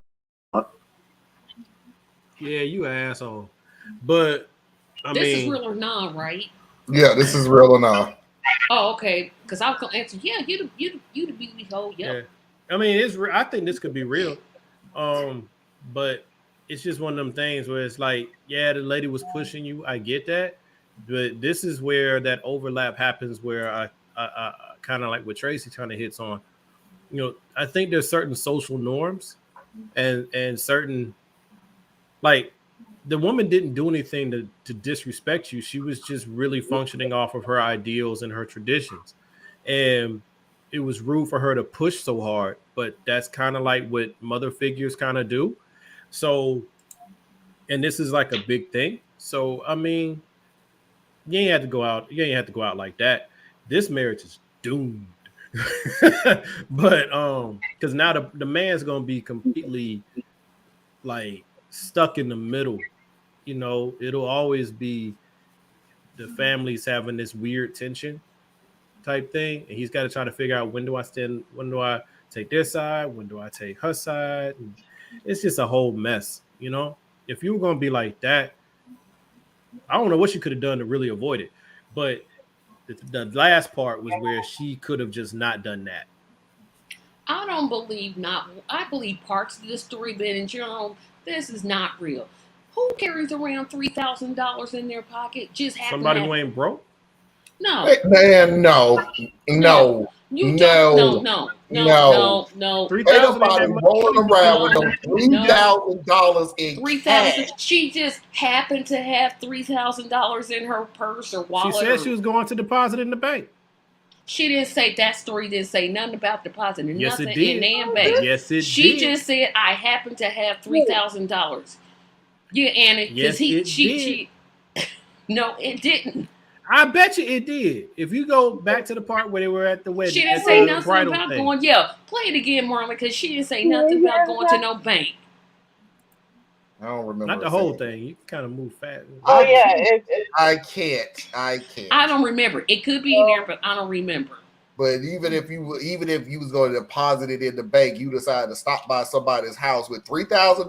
$3,000 exactly. You live in a Exactly. gated community where you don't believe in robbery, so you just happily walk around with $3,000 in cash. In cash. In your People don't walk pocket. around afraid of getting robbed every day, man. If you had, I have $3,000 in cash. I'm afraid of being robbed. I don't even carry $20 in cash. Why? Why? It's called a debit card. Nature. Who knows you got it? Do I normally walk around? If I have Who knows you $20 got in my it? pocket, I ain't gonna be afraid of getting robbed. If I have Who knows you $3,000 got in cash on me, $3,000? I'm going straight to the bank. I'm not walking around and go, oh, let me stop by my in-laws' house first. That's hold a you. conversation. That's Yeah. you. That's also Let me me, get- because in my world, 3,000 ain't easy to come by. But I don't if care how 3,000 rich- is pocket change because your family is rolling like that, I don't know no Then family that's rolling Rich like that people carries like that around don't $3,000. carry cash. Rich people like that got cards. they got They cards, got yes. cards. And some of them like to have cash because they like to go ahead and do things that ain't going to be tracked no way. And then, have you not listened to some of the stories that even these rappers and so forth are talking about, where they're like, we make sure we always have some cash on us so that if we do get robbed, we give them something. You know what I'm saying? So there's a whole different, there's levels to this, man. I'm just saying it's not beyond the realm of possibility that a young lady who has always had money at her fingertips has a couple stacks in her pocket. I mean, if they're all $100 bills, that ain't that much crap. that many bills. I call bull crap on this whole story. Nope, don't believe it. Don't believe it. Nope. That's part of the problem with him. That's part of the problem with those two families. Because one side of the family got broke thinking, and the other side of the family got rich thinking. It's not broke and thinking. they're bumping It's smart into each thinking. other, and it's a culture carry, clash. I don't even carry around $20. Why would I carry around $3,000? There's no way. That's not even I don't ever have cash. If I got cash, because something went wrong. The funny thing about this is the culture class was, you would think the rich family who puts in the majority of the money would be the one trying to run the wedding, and they didn't. It's the one that put in the least amount of money. And $3,000 ain't a little bit of money, though. But Marlon, that's the part of the story that I think gets this. It's about proportionality, what it means to each side. So the first family could have very easily have covered the 100% no sweat, no thoughts about it. Everything's cool. We cover it all. But we dialed it back to 70% so that there would still be some room for the other side of the family to contribute what they can. And if you come up short, I still got you. But this was a consideration coming from that side. And then on the other side, that 3,000 might as well have been 10,000 because we don't know how long they had to save to get that 3,000. So that 3,000 had more weight behind it as far as how the family feels about it. Let's just say she was taking it to the bank. What made her decide, you know what, instead of taking it to the bank like I should, I'm going to just give my mother-in-law this money. Instead, she got money. She got that kind of discretion. No, it wasn't her plan. Her plan was, I'm going to go run this money to the bank. But my mom-in-law got out of pocket, and I snapped. And I'm like, here, take your money. Okay, I just rewind the stream, and she did say she had $3,000 with her because she was planning on depositing in the bank later that day. That sounds like a drug deal gone bad. It sounds like a drug deal gone bad. That's what it sounds like. Man, y'all come on, man. Are y'all being funny? Are y'all being funny right now? Y'all being funny right now. I got you. I said it. I said what I said. I'm like, who cares? I can't even. Like I said, I don't even carry 20. So at no time y'all ever had more than a couple $100 in your nope, not in cash. I mean, absolutely not. I absolutely have this thing called a debit card, which I use. A lot of people don't even use debit cards. I think she was planning on doing that. It was pretending that she didn't. I can't do real or not. Fiction is real to me. I'm calling bull crap on this whole story. Okay, and let's go with the timing of the whole thing. It's too convenient. Yeah. She had exactly $3,000, exact the amount. She had at least $3,000. I got $3,000 on me, and I'm going to go to the home of the person who I know is going to act a fool because she has a history of acting a fool about how I'm going to do it. It's like, come on now. What you just said, Marlon. Huh? What you just said is not realistic, bro. Neither is having $3,000 just carrying around. I have $3,000 in cash in my pocketbook right now. You scared your mother-in-law gonna rob you? No, that ain't what I'm saying. Listen to what I'm saying. I have $3,000 in cash. I'm going to deposit this. But before I deposit this money, I'm going to go over my mother-in-law's house who's been acting a plum fool about trying to control this wedding. And I knew she was going to act a plum fool. So when she acted like a plum fool, oh, you know what? I can't take it no more. Here's your $3,000 back. But that part wasn't planned for. That part wasn't planned for. This story is just too convenient for me to buy into it. Period. It's too convenient. I'm just saying, and we're all speaking off of life experiences, and I get it, and we're trying to impose that towards the story. But I'm like, I know I done kicked it with folks that got stacks. You know what I'm saying? Why is you carrying around that money though like that? Because they got it. No, but everybody ain't got to know that I got it. Obviously, I have. Don't nobody know until you take it out. That's why I was asking the question about being robbed or whatnot, because $3,000 in your pocket or your wallet or your purse looks just like $10 in your pocket or your wallet or your purse. So if you're not afraid to walk around the streets with $10, you shouldn't be afraid to walk around with $3,000. I don't walk around the street with $1. I won't even have $1. It's only one time I carry cash in my purse. One time, and that's when I'm going to the laundromat. That's the only time. That's the only time I have cash. And trust me, it's like the lowest denomination I can have. Like, just give me $10. I'm going to wash with $5 and dry with $5. That's it. I don't need nothing else. I feel you. I'm just saying that is and not. If you hang around them people with $3,000, have them hang around me, because I apparently need to draw. I need to draw off of that energy. No, because if they got to hear y'all talk about, we might get robbed.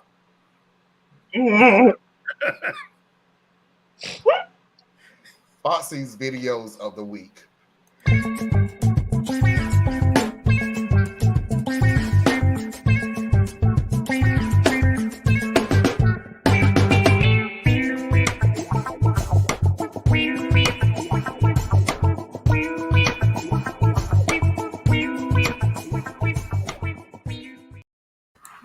I gotta give it to you, Marlon. You got some of the best music, dog. Thank you. Thank you. Try not to even change these. All right, look. This is for Tracy. Because I don't want Tracy to feel some type of way. Tracy, I'm not blasting your people. I'm just saying some people need to hear this message. My Did you just say you people? He's You my people. You people. You people. That don't even sound right coming out of a black person's mouth. It Trying to ain't. figure out who is It ain't. 'Cause y'all assuming when I Who say is you her people is people? one type of people. No, Who is it's her another type people? of people. You people people. with gray hair. Is it the people? Yeah, just listen to Why the you got to video. point out that I have gray hair? It's just hair. Not for you.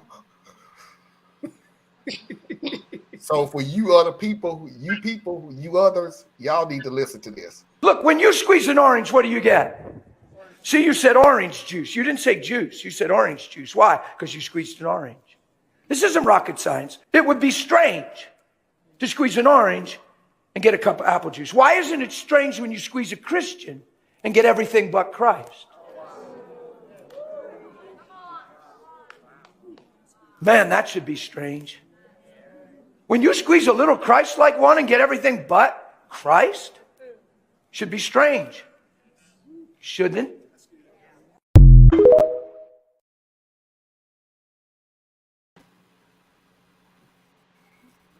I agree. I 100% agree. I think of. I think I said this before. Y'all know Black Greek letter organizations, Mm-hmm. right?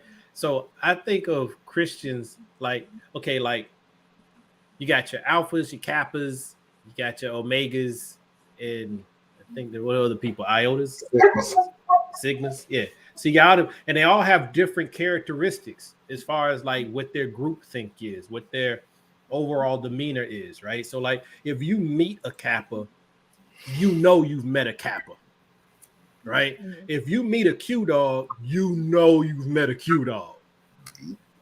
But if you meet a sigma, you don't know if you met a sigma.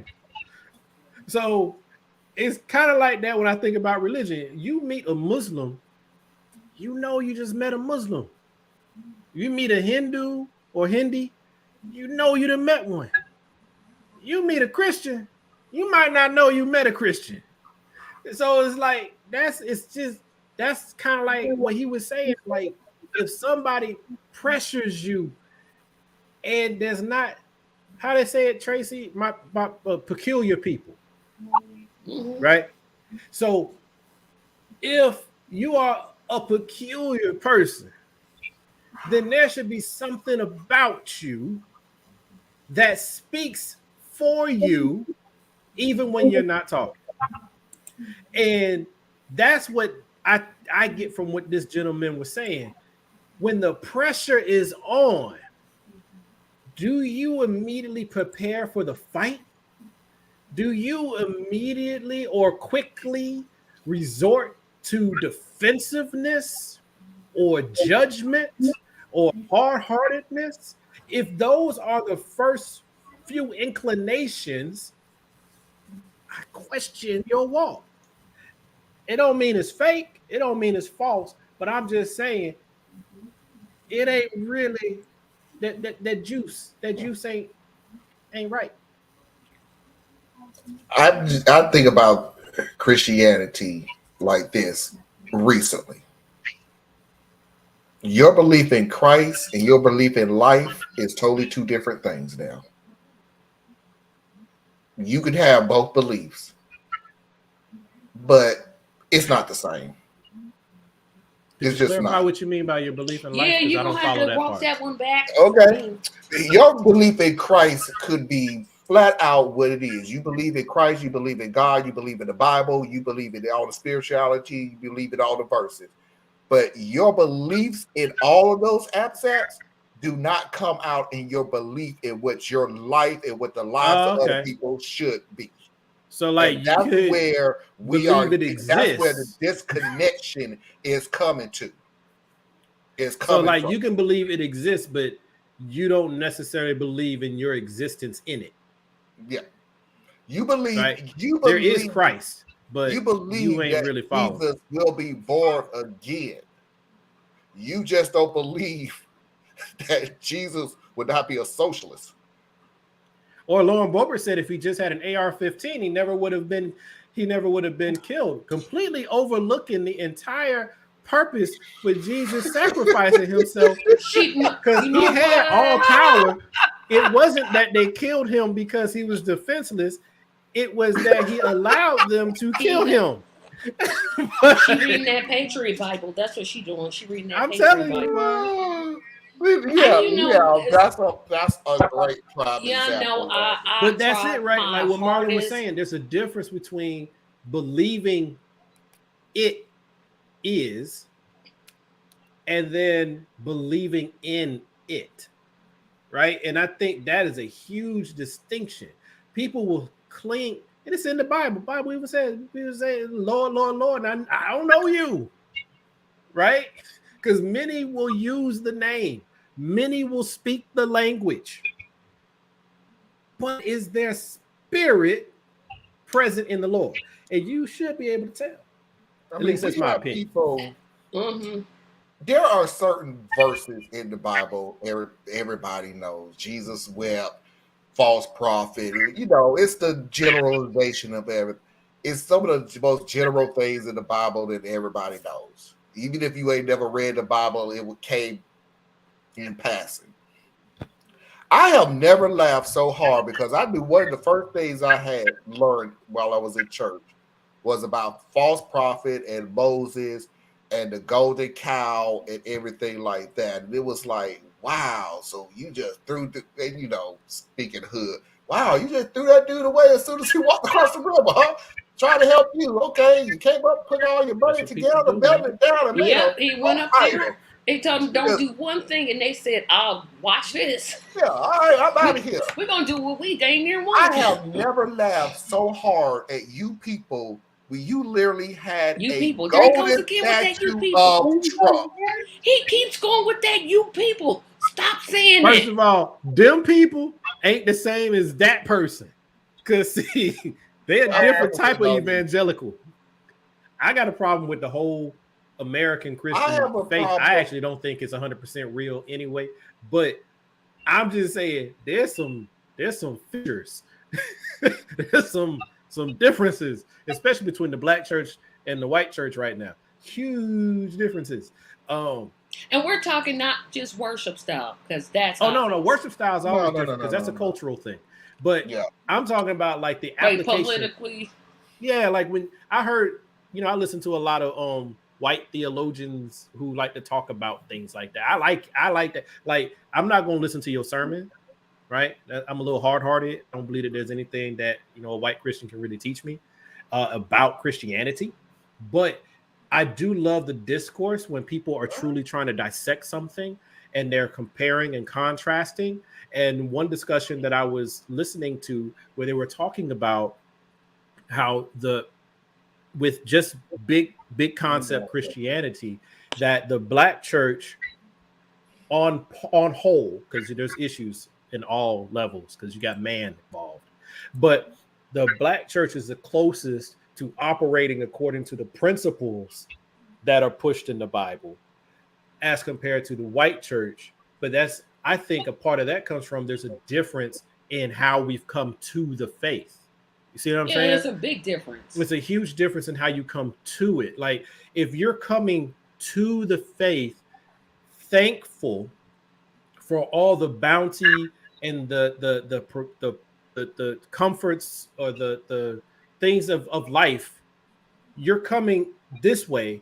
And then this group is coming from, I have not yet achieved or experienced the fullness of what you have here for me, Lord, but perhaps when I cross over, then it won't be like it is here. And so the relationship is a little different. I'm not saying either one of them is right or wrong, but because you're coming at it from two different places, if you don't have sincere, open discussion, which is really hard for groups to do, you're always going to be off.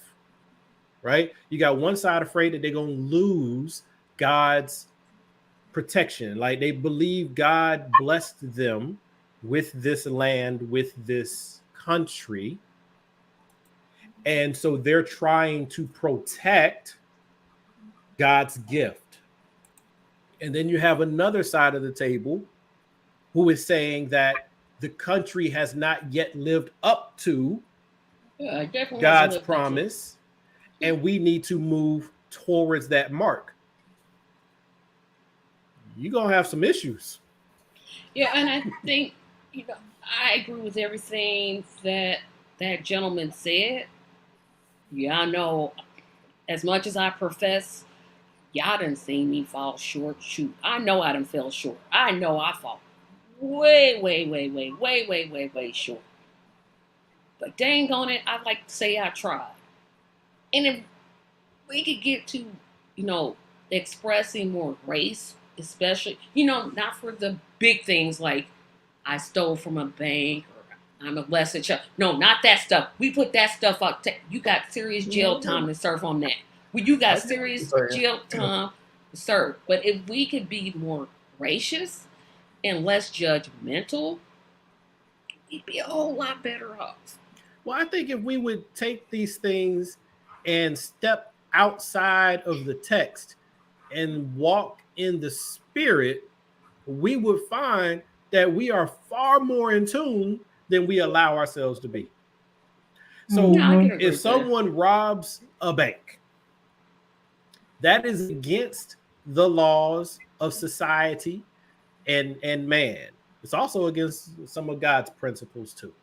So you have to be separated from society because you've proven yourself to be a threat to society. Right. So we need to pull you aside, and part of your penance is that you will now be in isolation in this thing we call a prison system. If that were the real way we approached it, then you would have less argument from me.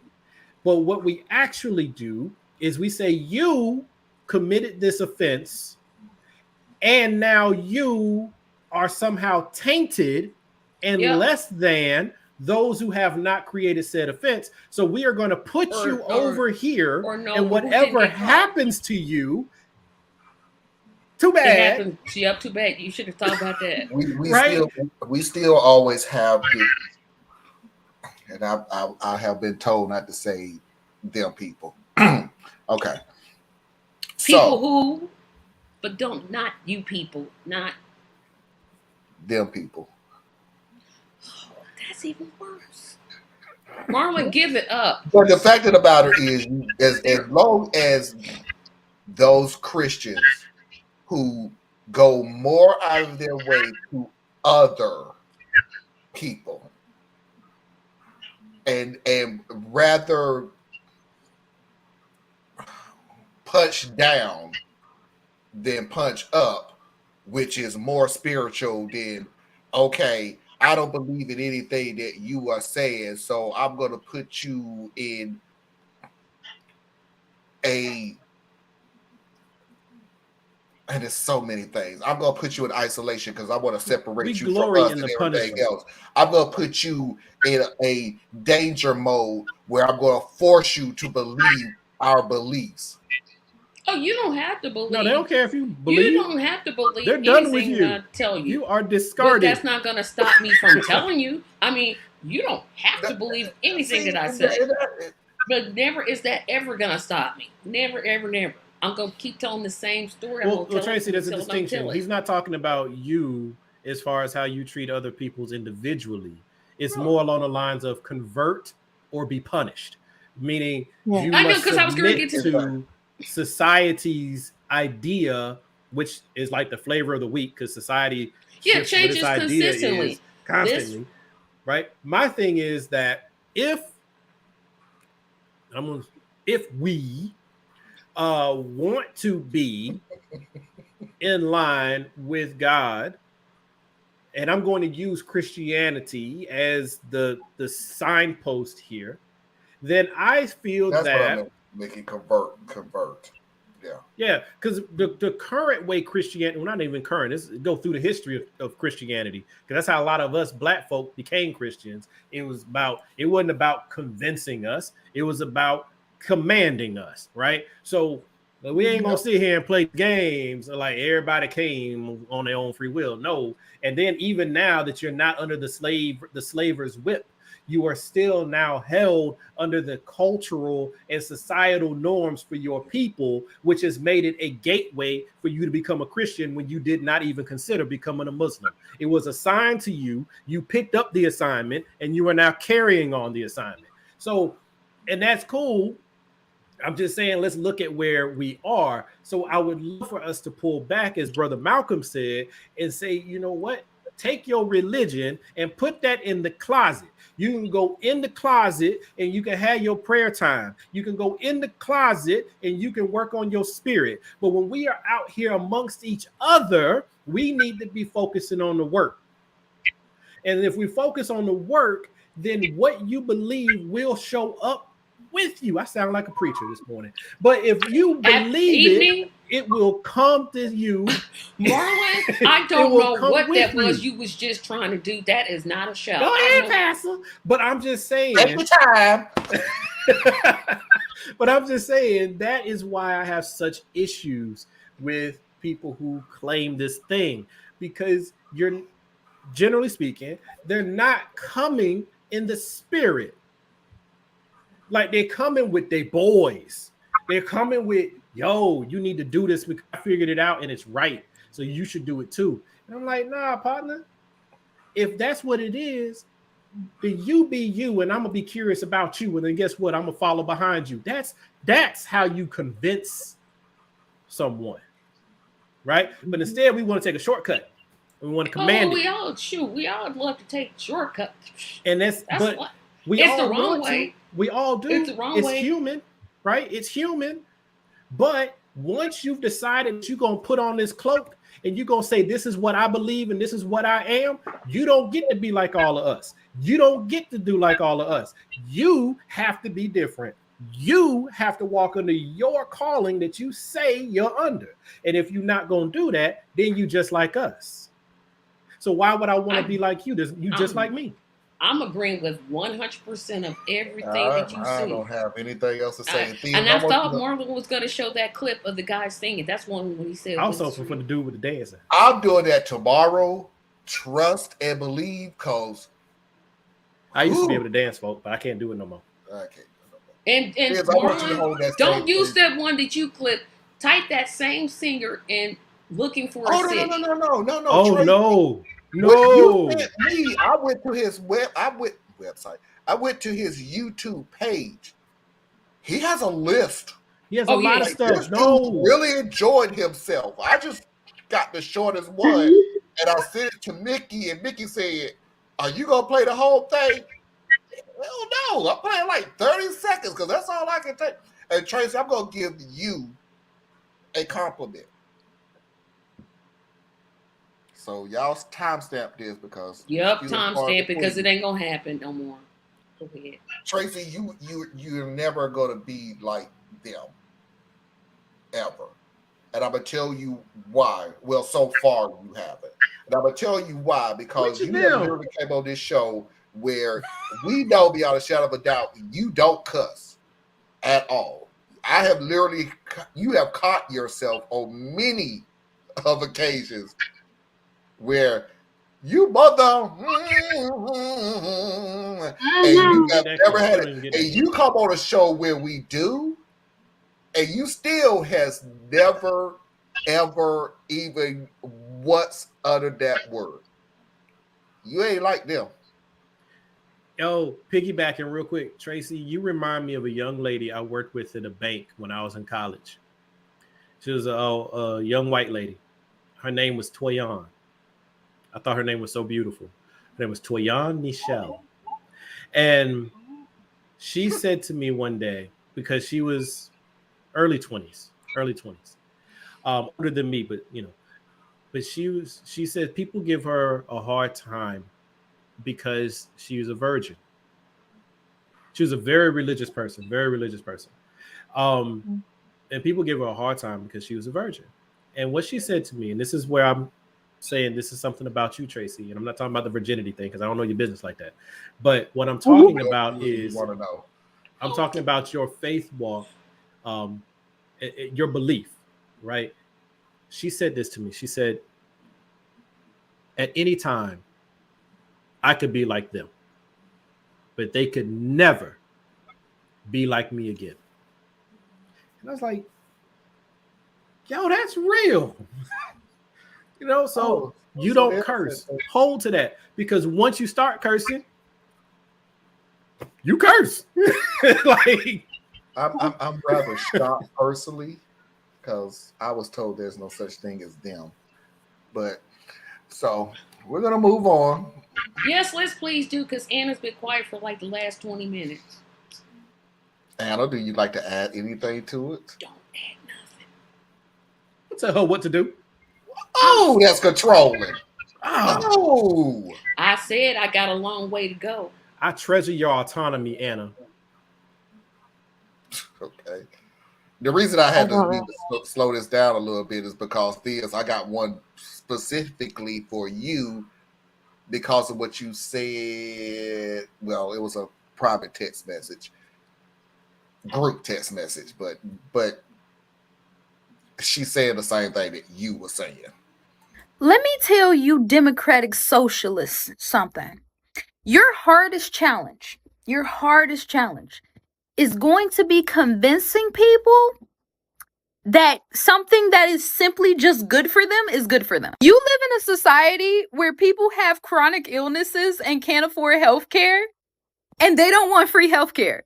Like, you live in a system of people who can't afford to go to college, who don't want free education.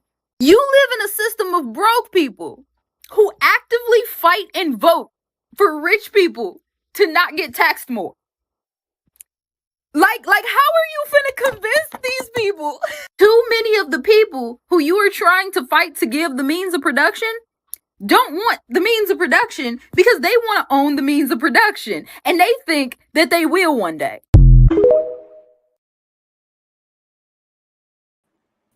Amen, sister. Back in my day, without back in college, that would have been my girlfriend. That right there.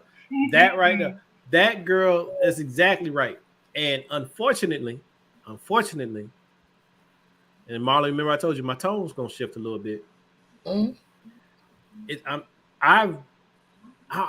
trying not to claim it, but I'm so close to it, folks. Where it's like, y'all don't want no better. You don't want better. Because your actions show where your heart truly is. So you're not doing the bare minimum to impact the change that you say that you want. So, like, yes, she named some individual issues, but a lot of those I think can come down to, are we truly communicating with each other outside of a political bubble and focusing more on the needs?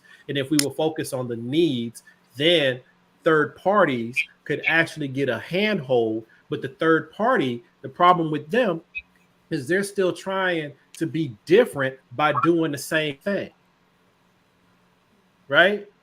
They're still coming to the party saying, I'm not like the Republicans, I'm not like the Democrats, here's my policy positions. You just like them. You just a third party, man. But if we could get any of the parties, all of the parties, whatever, because these people exist in all of them, to be like, you know what I'm concerned about is I don't want anyone in this country over the age of 60 years old to be worried about their ability to have their basic food, shelter, medical needs. That's what I want. I'm not talking about Medicare for all. I'm not talking about Medicaid. I'm not talking about anything. I'm saying this is the need, and I want to help address that. And some of my solutions are going to sound conservative, and some of my solutions are going to sound liberal, but what we want to do is get there. And I don't think people really want to do it. that has always been my point. And this is the deal with this country. Piggybacking off of what Thea said. I honestly, sorry, Tracy. I honestly don't give a damn what name you put to progressing this country and the people in this country.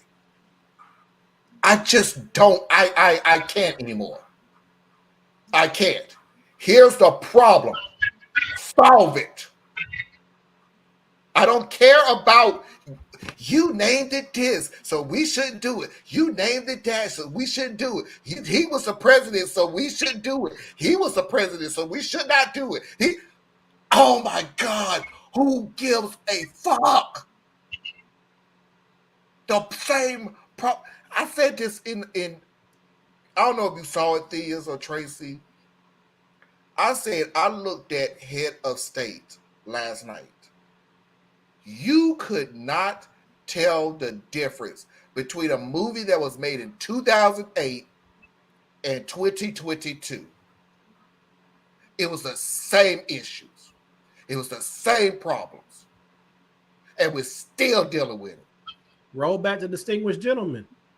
It's the same Congress. Yep, same. You know what I'm saying? It is so amazing that we all want to sit there. And I don't care if you're mad at me, because if you want to prove me wrong. We all want the same thing, but we always want to know who brought it up first. Not only that, we don't all want the same thing, because America's Achilles heel is we can never agree on who gets to share in the benefit. Yep. That right there is the Achilles heel that will always keep America from being able to move towards something better. Like, it's hit its apex. And I don't know that we have the capacity to get out of our own way. Because if you could go to the Republic, see, first of all, if you listen to my video, I was talking about, I think I said 7 things that we could work on to do things. You have to you got to look at things for the issue at hand, right? Like, why are so many Republicans so angry that they would vote for Donald Trump, knowing that he will not do anything for them? But what he will do is punish the same people who have been ignoring them. And so they vote for that.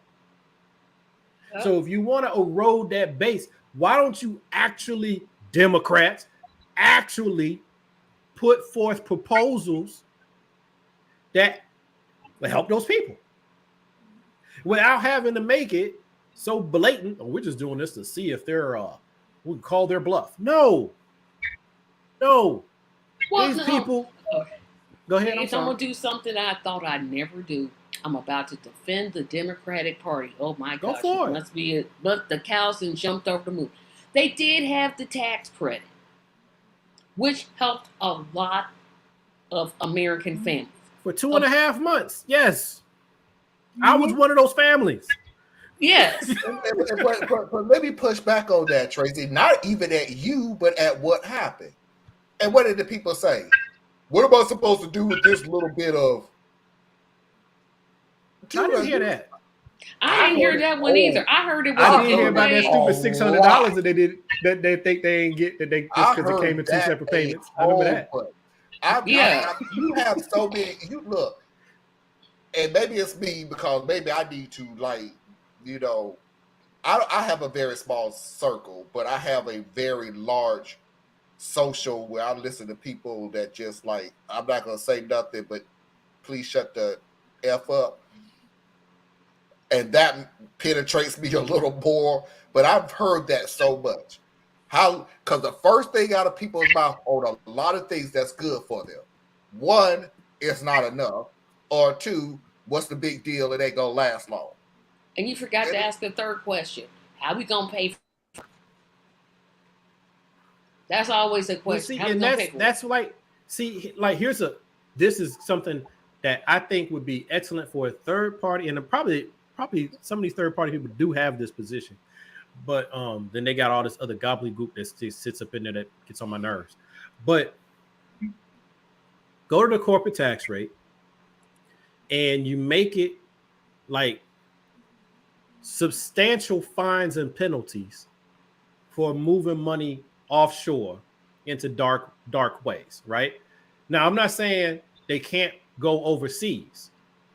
I'm saying that when they go overseas, you got to actually disclose what you're doing with the money overseas, because you might be doing a plant or doing something like that, because we're in a global economy. But if you just moving the money to hide it, there should be penalties and so forth to go with that. But that's on one side on it. On the other side, though, clean up these stupid tax laws. Bring down their rate of taxes, eliminate all the loopholes so that now they don't have to pay millions of dollars to accountants to figure out how to play the game. They can just pay their little 12% and be done with it. But now we're getting the 12% from everybody, right? Do these simple things on the corporate side. On the personal side, find out what's a good tax rate. See, what people don't know is they go by their gut. They go by what they feel, not what they know. Because if they knew, they would know that we have some of the lowest tax rates in the country. History. In history, sure do. In history. Yep. And you still asking for a tax cut. Man, stop it. Look, how does the U.S. government make its money? Taxes. That's how it makes its money. It takes in tax money, and it don't even. And maybe they invested a little bit, but it all comes off of our taxes. If you are taking tax breaks, if you're doing tax reductions, you're cutting the revenue. That one too, Parker. That one too. Yeah. We can't pay All the for money things. is Yes, for Parker. And you know who thought that, disaster. Parker? Did you put his comment back up there? Because I want to answer. You know who said that? Joe Manchin. You give tax credits to parents, they're going to spend their money on drugs. Yeah. It's always the people who already ate talking about why somebody else shouldn't be hungry. Stop it. And he calls himself a Democrat. He says he's on y'all team. He not on my team. He never have been on my team. Never gonna be on my team. But I don't want him on my team. But I'm pushing back on what you said. Yeah, let's going with the people. Going with the people. But you keep voting these little rich MFers in. And then complain. How? Please explain to me because how they somebody rather vote who's for been Trump. rich all their freaking life, Tucker Carlson, can explain to you who's been poor darn near all your life how you should live a better life. But that's what the girl. Oh, go ahead, Thea. I'm sorry, Tracy. Go ahead and try. You can say the swing. No, I was gonna say the girl in the TikTok video explained it better. They think that they're gonna hit the lottery, be rich, and they're gonna be the ones with all the wealth, and then they get the big old tax break. Chances of that happening are very rare, but okay, they won't stop believing. They think it's gonna be them. They're gonna be the ones that are filthy rich, living in the mansions. They haven't done anything to garner that life, but you can't tell them they're not going to be rich because they're going to be rich. And here's the other thing. We live in an aspirational society. Yep. Our Constitution is aspirational. Our religion is aspirational. Everything is kicking the can down the road. Like, it's going to be so hilarious if after all these people die and it's over, that you get there and you don't go to heaven because God said you were already there. I gave you everything. All you had to do was praise me, take care of your brother and your sister, and take care of the land that I gave you. You already was there. People are going to trip out if that happens. I'm not trying to abuse anybody of their religion because whatever I say don't mean nothing no way. But when you stop and you look at this thing, people are so aspirational that they say, I may not attain this, but maybe my child can. Oh, no, they think they are. A lot of them do not. Give There these one people lottery some ticket credit. away. Give these people some credit. These are hard-working people. Yeah. These are people who are well-meaning in their world. And in their world, they'll say, even if I couldn't achieve more than what I did, then perhaps my child can. Is that not what we say to ourselves on our side of the aisle?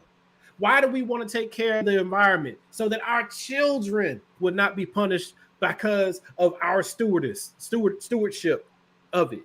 It's the same thing for them. They just got a different reason for it. Maybe they're looking at it from an economic angle.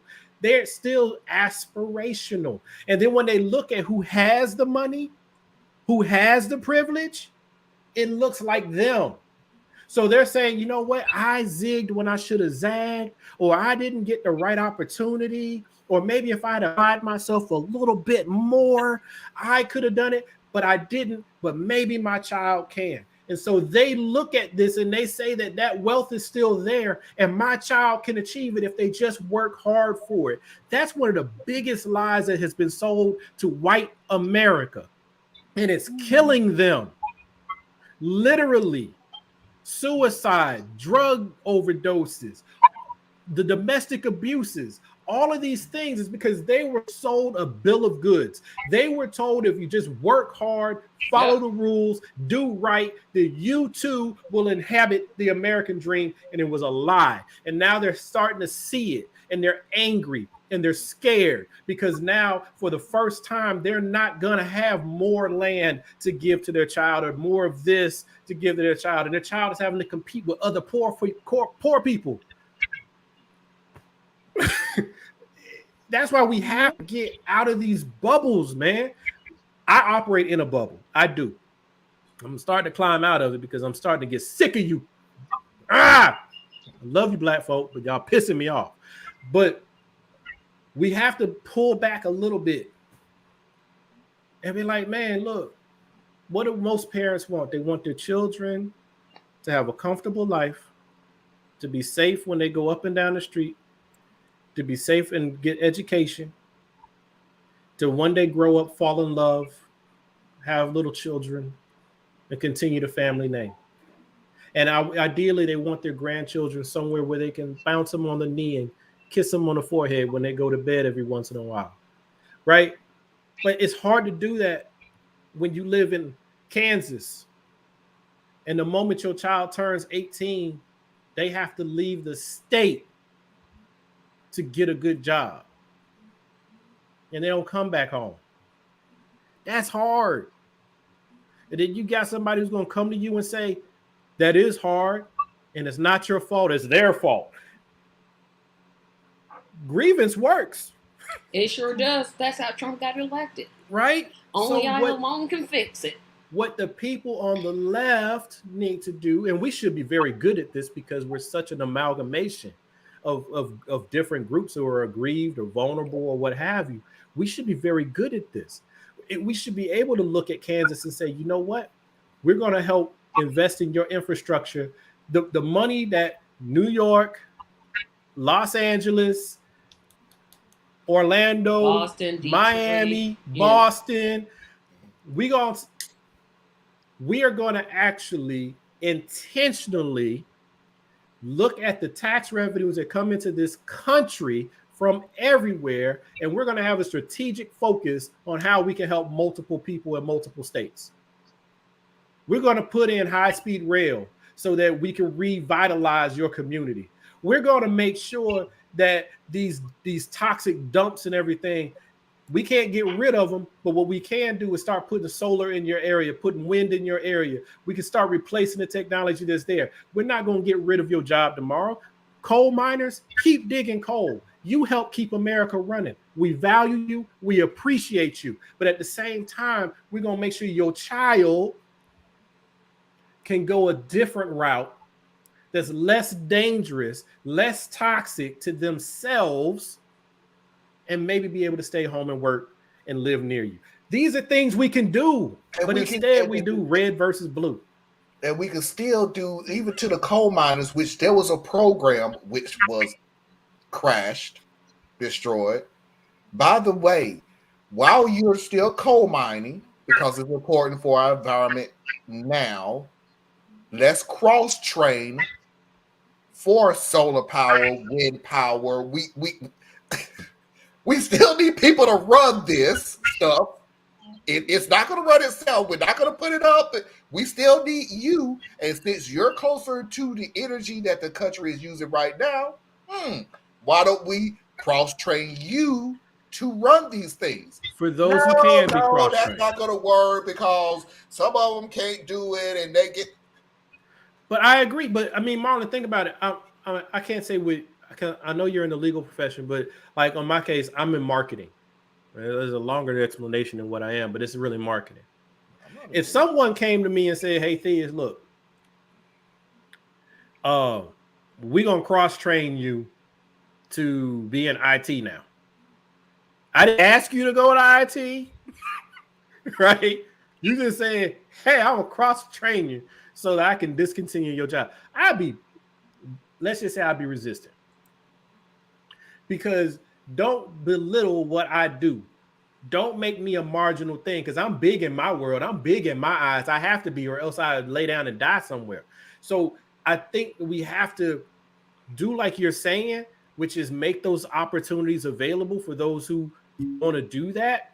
But at the same time, we need to protect the industry that's there. This is where Manchin actually has a point. He's just coming at it from a really sick way. You do need to protect coal mining country, but you need to protect them holistically. He just wants to protect the coal because the money. He just wants the money. Yeah, he just wants the money. What I was saying was, I would come to you a different way, Theus. I'm not saying, Theus, I'm gonna cross-train you in IT. No, I mean, Hillary Clinton's plan was, well, we can cross-train them into a new industry. Instead of saying those who want to be cross-trained can be. and you're right, and that's a better way of saying it. I would say, but I would.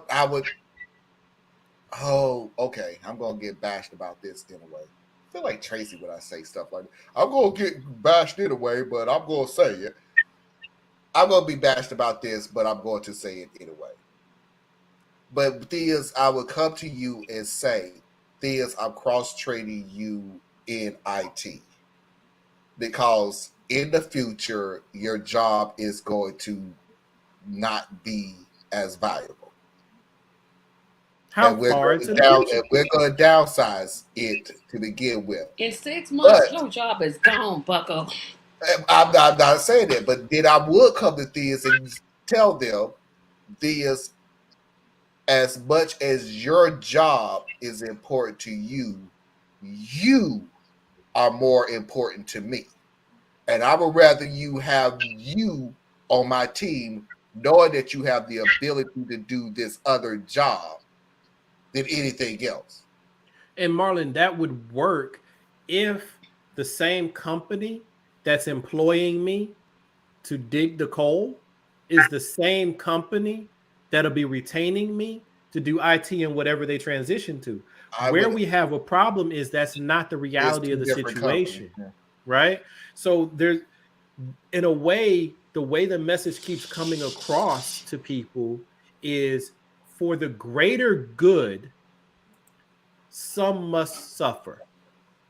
And that's fine, so long as you're not one of the some. Like, how you can't tell me that I should starve so that you can eat. No. What you can say is, wait a minute. No, because I think you're I can't go with that. Because if I'm giving you an open road for you to eat, and you're still complaining about, but I don't want to do it because people have the right to complain, Marlon. People have the right to complain. And then also, complain, but I'm telling the difference. I'm telling you. But who are you? Wait, in this equation, who are you? Are you the government or are you my employer? I'm your employer. Okay, so you're my employer. You're offering me a cross-training in the IT. Yes. But employer, our business is going to fail. Otherwise, you wouldn't have had to cross-train me. So where am I going? Wait a minute. Why would you? I'm a if I'm your operator. Employer, and I'm telling you this is the direction that this company is going. And I get what you're saying. Company A, company B, it's a mystery there. So let's for my argument, and my argument may be wrong. For my argument, it's the same company. Let's go out on a limb and look at a coal mining company and go, we need to step away from coal and go to solar energy and wind power. I'm going to, as a good manager, I'm going to go, hey, okay, that's fine if this is the direction we're going. My guys need to be first. I don't want you to hire outside of, let's let my guys cross-trade into your new idea before you look outside to hire more people. Because my people, what you were saying, my people still need to eat. So I don't want you to go, we're going to close this direction, we're going to open this, and hey, good luck. Like, but that's how companies operate. Because as a company, all right, I'm gonna use, I can't say their name because they're a client. But think of like Big Oil. And Big Oil has an entire massive infrastructure, right? They do chemicals, oil, all the lubricants, all of that stuff, right? Yeah. And solar, wind, and nuclear and bio and all that stuff is what's coming. Now, in my opinion, they're slowing it down for the purposes of they're not yet in a position to maximize it just yet, but that's what's coming. So you talk about they can't take it when we argue. Oh, I'm sorry. Am I beating the horse? I apologize. Y'all can move on. We're not arguing. What I was getting at is, Marlon, when we have these discussions is we have the end point. We just have different routes of getting there. Right. And I think the distinction is important because the role that you kind of laid out would only work if you're the government. The employer is incapable of performing the role that you just laid out. Because let's say that you are a coal company and you're transitioning to solar.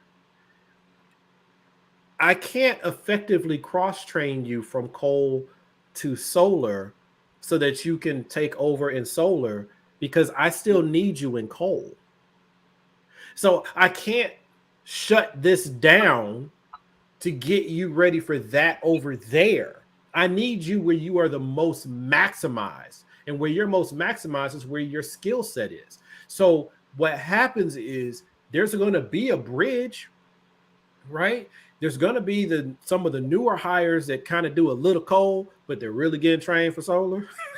But the ones who make coal work, they're not going to make it over, and they know it because that's not how it works. They're not going to take the 55-year-old guy who's got 20 years with the company doing the work, not in management, doing the work, and bring him over here and teach him how to run this system. They're not going to do it because the drop-off is too steep. So to me, it's like America has to be willing to take care of people, and we just don't want to do it, right? If we wanted to do it, we would buy up malls and we would convert them into workspace living situations for our veterans and our homeless people. We would take old hotels and we would turn them into inpatient, outpatient mental health facilities and dependency facilities so that people can have a halfway house or a transitional space for those who want it. Right? You'll never get rid of all of it, but people need pathways. We could sit here and say, you know what, Walmart, you make X numbers of dollars, right? So we're going to institute a windfall tax, but that windfall tax is going to go expressly to this fund, which we would then use, and it's going to hit all of the big box retailers who do this. That money is going to go back in to make sure that we can start like company housing and things like that, so that your employees will be able, so long as they work for you, they have reduced rent over here. And now we don't have to worry about them living in a car and then having to show up for work in the morning. So there's things we could do, but because we're in this corporate model where no one feels connected and it's always somebody else's problem, that we can't get there. And then you got people on the left who want to just say socialism, socialism. They don't know what the hell that means. Socialism is not some big panacea. Socialism is just saying that instead of the corporations owning everything, the people own everything. Well, guess what? If the people own everything, they're going to operate like the corporation. So there's still things you have to do, right? We need a hybrid model. We have a hybrid model. We need to improve the hybrid model. I think we should have a minimum income. I think America has enough wealth. I think that we generate enough artificial money through the stock market and all these different things that we can put in a tax system that'll pull some of that money back down so everybody at least gets $2,000 a month. There you go. Everybody, right? And then from there, you can build up or do up whatever you want to do up from there. But do something like that. But we won't do it because we still have this Others. It's the otherism, and it's also the morality of work, which is an outdated model. Like that was cool in the 50s, but not now. Yeah. I don't want my tax-paying money to go for somebody to sit on their couch and weave baskets. Like that's not work. I wish you didn't say that because you already know the issue that I'm going through. But yeah, y'all was just waiting for the country to open back up again. And so now I'm going to end it before I wind up saying something that I shouldn't say. But yeah. You'll say it in the message chat. We'll get it. Yeah, I'm going to say it. I don't know what you could possibly say that would be that big a problem. I would love to hear what you had to say. Okay. And that's all he needed. He didn't need me nor Anna to say it. He just had to have Theus's permission. Ignoring it. You corporations was in freaking misery during the pandemic. Why? Because you didn't hold all the cards. And it was misery for you. You didn't hold the cards, you didn't hold the power, you didn't hold the prestige anymore. It went to the people. And when it went to the people, you did anything and everything to keep as many people, employment, and as much money as you possibly can. Well, and lo and behold, and I was giving everybody, look at my videos back in the day when I told you, if you want to move up, if you want to go to another job, if you want to extend your education, if you want to do anything, this is the perfect time to do it. Because they're going to get you. They want you. They need you. Need you. I told you that. Now the country is opening back up. And now the corporations is going, aha, it ain't as strong of a market as it was the past 2 years. So we're going to implement every freaking stupid, idiotic rules, regulations, and bylaws that we was putting on you through the 2 years that we didn't need it. Even though the 2 years have proven that your rules and regulations and bylaws suck rocks, didn't work, was a waste of time, was not worth even implementing. It proved beyond a shadow of a doubt. And if anybody is confused at what I was saying, I can simply put it as this. You blithering morons who sit there telling people they need to come back and no more remote working. Even though it has been proven you can keep the company going with remote working.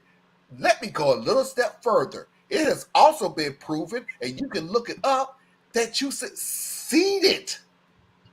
You made more money by remote working. Not the people, because you don't give a damn about the people.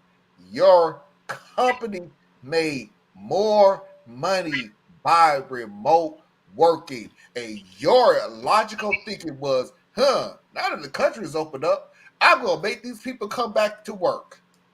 Why? Because we're back to square one all the way since the 50s. Hey, I'm in control and I can control the people and I want them to do what I say. That's it. In a nutshell, period, point blank. You could not sell me in a million years this is what's best for the country. Get that crap out of here. That has been done. It's over. Leave it alone. This is control. It's always Pure been is control. simple. Your worst case scenario is, oh my God, Zoom got that crap together and people can't hack it anymore. You hated that crap. You hated that with a passion. And now that we have proven that we don't need to go into 4 walls in a ceiling and drive through 2 hours of traffic to get to a building that we didn't really want to be in to begin with, to go park in a parking space that we may or may not get, to go up 15, 20, 30 floors to sit in a cubicle all day, to sit in front of a computer at a place that we really didn't want to be with. Instead, we would rather be home sipping coffee, smoking a cigar, looking at TV, and you still make at the same or more profit. I think this is personal. Yeah, I think it struck a nerve. Oh, yeah. No, but Marlon, everything you just said, and then I'm going to throw another ribbon to it. Think back, if you will, during the height of the COVID crisis, when they were supposedly trying to help people out with some relief, right? And we didn't get $2,000 a month. We got like $2,000 2 or 3 times. Okay. And part of that was because they needed to make sure that the people that were being assisted stayed low, right? We can't have anybody come up during this time, because if they come up, then they may not be eligible or willing to come back to work. Because that was a storyline they wanted to try to push. That whole $300 gonna keep me from coming to work. Yep. Talking about people are still sitting on their savings from the whatever that thing was, the COVID relief thing. And we're like, no. Who saved their money? Who's sitting on money like that? Because I was sitting on money for a little while, because at my income, I was above broke, way below rich, but I was able to set some of that money aside into an emergency fund, because my salary wasn't enough to get me an emergency fund, but I was able to use that for an emergency fund, right? They didn't want you to have that, though. They didn't want me to have that. But what they were doing, though, is they were looking at people like me and people making a lot more than me. And they were saying, look at how much money they have in their savings, as though we're representative of the rest of the economy. The vast majority of people, you give somebody $2,000, that went to their rent, that went to their groceries, that went to making sure their kids were in daycare. That money was gone the moment you gave it to them.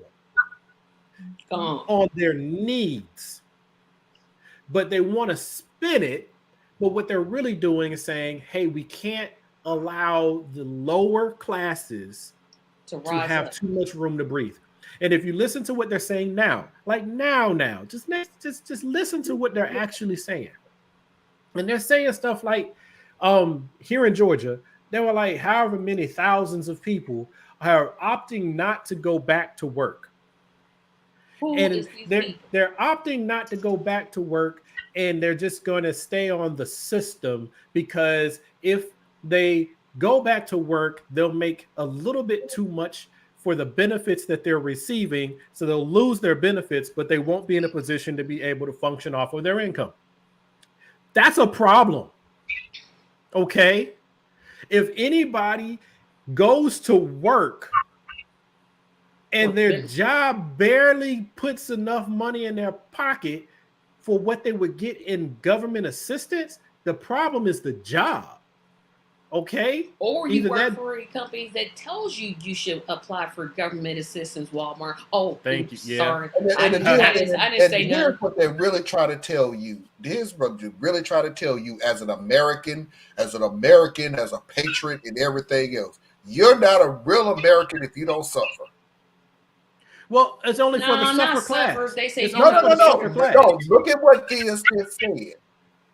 If you sit on your butt and on government assistance, and at the very least for the first time, even for a short time, because as much as people want to use, that's been 2 years. 2 years is a short freaking time, folks. It's I blink. For 2 years, you are ahead of the game. For the first time, for most people in America, for the first time, in a long time, you're actually ahead of the game. But see, we can't live in You're two not an places at the same American time. because you didn't decide to go back to work to make less money and I'm going by what Thea says. So when you were sitting on your butt, you was able to pay the rent, get food, have child care. Perhaps Let's go to work so you You can didn't have to pay have the child rent care. Your and children make were a at home with you. decision between food and child care. Right, because child care, if the government isn't paying for it, and it's very hard to get the government to pay for your child care, you got to be broke for that to happen, okay? Yep. That's $1,200 a month in most cases, okay? More than that. That money that's hard, okay? Some people don't make that in a month. Nope. So, but what I'm getting at is there's layers and games within the games, because that many people can't be sitting on assistance, right? You can't live in two worlds at the same time. You can't tell me that unemployment is at record lows and then tell me that people are not going to work. You can't do that. Which one is it, right? They want you to believe it's both. Because they say one thing on Monday and they say the other thing on Tuesday. And then you have the situation where a lot of the young people, I'm saying the young people, like your Gen Zers and the younger millennials, they sat there and was like, yo, I can piece together the same money that I was making on a job by doing some gig work. But the problem with gig work, folks, and I hate to say this to you folks, first of all, that there are lies being told to you. With Donald Trump early in his term, when he was trying to finesse the unemployment numbers, they made gig work an actual employment. It's not. You're a contractor. You're unemployed. You're self-employed. Yep. Okay. But what they did was they took gig work like Lyft and Uber, and they made those factor in. So that if you're driving for Lyft or Uber, you are considered to be employed now. But the thing about being an employee is that you're supposed to have certain things that come with being an employee. That means that your job sets your schedule. That means that your job helps you with your taxes. That means your job may or may not have benefits for you. But when you're a gig worker, you get none of those things. So that's why you really shouldn't be counting in the numbers. But they twisted it so that you would be in there. And then on top of that, they took the middle class and they say you are middle class if you make less than $250,000 a year. How is that middle class?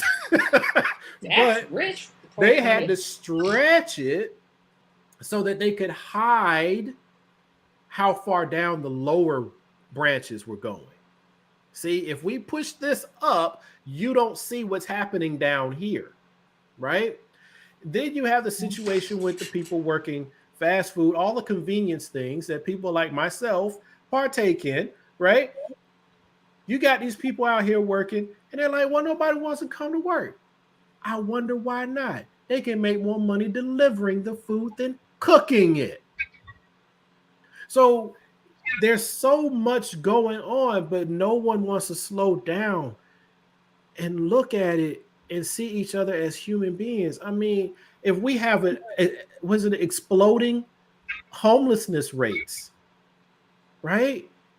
The government is not giving out Section 8 vouchers coming out of, what's that dude's name? Sleepyhead. Sleepy Joe. The Gifted Hands guy.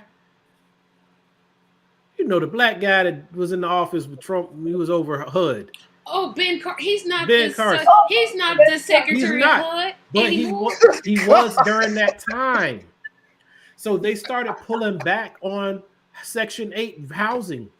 And then the people, you can't rent anything anymore. You can't buy anything anymore because the banks were able to come in and buy up all the real estate. So now you can't afford to even get into an apartment or get into a house. So you end up, and they won't take Section 8 vouchers because it's more risky than going to get somebody who's willing to pay cash, because there's people who will pay cash. Why should I do this government thing? They cap how much I can get paid. So you can't even, if you get the voucher, you ain't got nowhere to go use it. And good luck with that, because there's in Indiana, there's a 2-year waiting list. Thank you. So now we got people living in these efficiency hotel motels or living in their car or living with 2-3 generations in the same house, and everybody in the house is broke. So it's like there's so much going on that we just don't slow down and freaking look at. People who are on government assistance. If you're on government assistance, you're not allowed to make but so much money, or they shut your ass off. People be like, well, if you can get a job paying $35,000 a year and you're getting $30,000 a year in benefits, then you should go get the job for $35,000. No, the hell you shouldn't, because if you go do that, you just lost your medical care, you just lost access to your doctors that's been keeping you alive, you just lost probably some of your housing assistance. That $30,000 of government assistance, and I know it's not that high, I'm just using that as a number. Because I was like, what state is that? $30,000 allows you to live like you're making 40. You're Yeah, I was $10,000. I would guess it would be at 15, 20. 30 is just like way. Somebody said it to me for the longest time, and for the life poverty of is 27,000 or below. You're $10,000 away. You're $5,000 away from poverty and government assistance. No, my brother put it even closer. My brother told me one time, he's like, man, you ain't nothing but, what was it? You are one firing and a no from losing it all. One paycheck and a no. One paycheck and a no. That's what it was. Because you lose that paycheck. That's it. Everything's done. Everything. Just one paycheck, y'all. One paycheck. I don't care what you make because it's all relative. So if your paycheck is $1,500 and that damn thing don't come, you're going to hold it together for about 4 days. Parker, by that time, it's a bad place. Parker, the percentage is 50% of companies want people to come back in some type of hybrid. Necessary? No, it's not some necessary. Jobs it is necessary. I mean, if you're a doctor or a nurse, yes. No, 50% of labor people, jobs. 50% of construction workers. Let me answer him. I was talking to Tracy. Sorry. 50% of companies want their employees to come back in either permanent or a hybrid version of it. 61% of people want to flat out work from home. Okay, y'all can go back. Who are these people that want to go back to the office? Well, here's the thing about that, because now corporate theists got to say something here.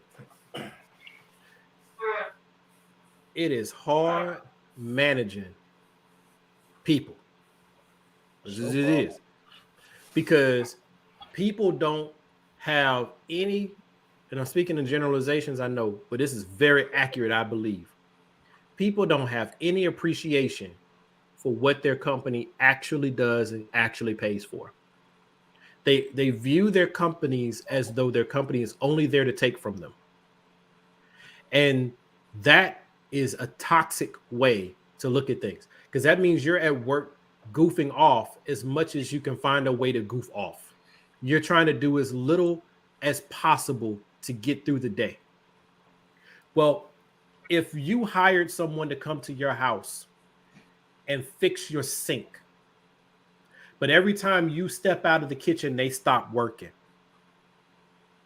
or you're supposed to be done with this sink in 2 days and it's already a week. We're a week past deadline. That's the type of situation that you have a lot of these employers in. So yes, you have people who are working remote, but some people, I would dare say most people, need to be supervised personally in order to actually do their job. And that's a very unfortunate thing. I disagree. You do disagree, and that's fine. And you can make your point in just 1 second. But what I'm saying is, when you're managing these people, that's what happens. Is you working in a call center and everybody's on the floor, you have mass management that happens. The person sitting next to you, they notice that you are taking longer in your after call work. They notice. And eventually they start making noise about it. They either start saying something to you, or they're saying to the people around you, or whatever, but it starts to be noticed. But when you work at home and you can hang on that after call work just a little bit longer. Now, That's just one side of the table. On the other side, companies need to do a better job of their brake system so that people are not stuck on a phone just hearing beep, beep, beep. That's soul crushing.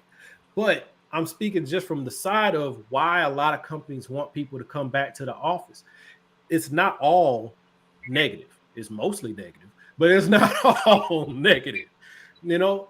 And I think a big piece of this all the way around, trust people. Not trust them to just work when you're not watching, because people don't. I'm sorry. I've managed too many people. But trust people with information. You're not teaching people what it takes to run a business. You're not teaching people the decisions that you're having to make. You're not sharing with people in a real way how the budget and payroll and overhead and all of these things work together. You're not sharing with people that even though you're working from home, you're still under my workers' comp insurance. So when you're in my building, I can control things around you to minimize the opportunity for you to hurt yourself.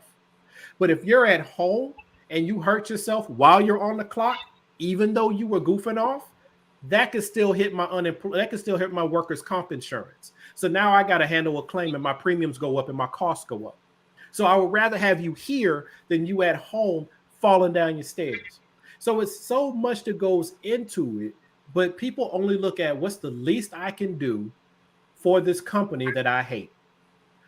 Well, your company then is going to have the same stinking ass attitude you do.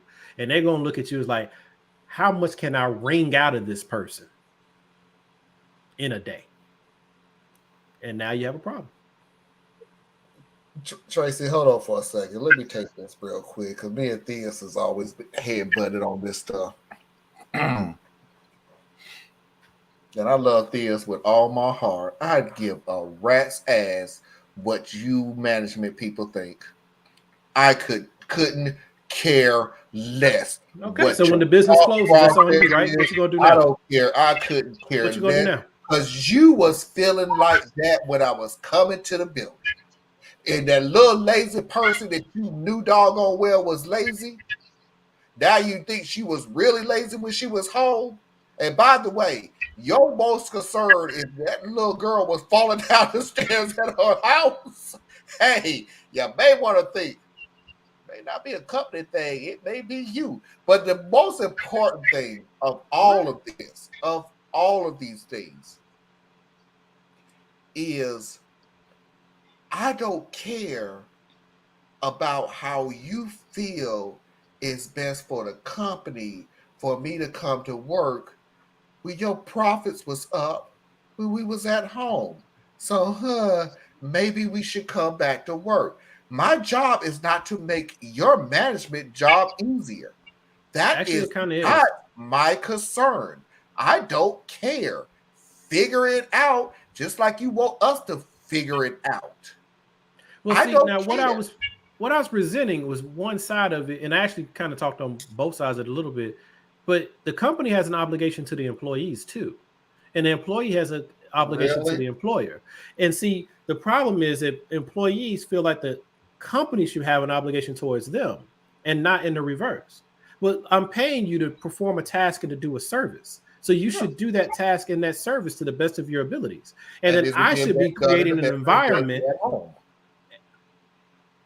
Okay, so then start your own business and work from home. Why? You can't tell me how to run my business. Why?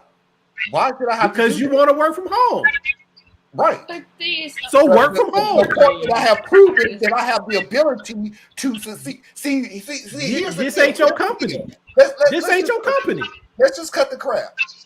You Cut the crap. My job by the end of the day is to make you money. It ain't for me to make my own rules. It ain't to make my own regulations. It ain't make the rules and bylaws. Let's call it the way it is. My job is to make sure that you make the most money off of me as you possibly can. The rest of that stuff, that's control. You could care less what anything I do as long as you are getting the best out of me as you what I kind of have. personal, bro. I'm I'm sorry not if you work for a company that ain't doing you right, but what I'm saying is, I'm not taking it personal. I have, oh boy, I can't believe I'm saying this. I agree with Marlon. Oh gosh. Of course you do. You shared that before, and Because- it's fine. I'm not saying everybody agree Because with me. I I became more productive when, one, I didn't have to use the company's stanky behind it bathroom with a bunch of people. Right. I prefer my I'm own making it restroom. personal. Wow. Yeah, I'm going to make this real personal. I didn't have to worry about my lunch being stolen by some trifling behind it person. I could go right I to need my an apology refrigerator. from Theus of me making it personal when she went to the bathroom and the Oh, I'm going to the refrigerator. bathroom first because I can't stand public bathrooms. I don't like them. I don't trust them. I don't care how you clean them. They're never clean. But what's No, funny? I'm no, sorry. Y'all no, talking. Y'all talking. I mean, you're no. right, Marlon. I'm sorry because as personal as you went, she went personal. Yeah, I'm a Like, real person. No, these are the reasons I prefer to work home. I know me. I'm more productive. Like, I became more productive once I got home.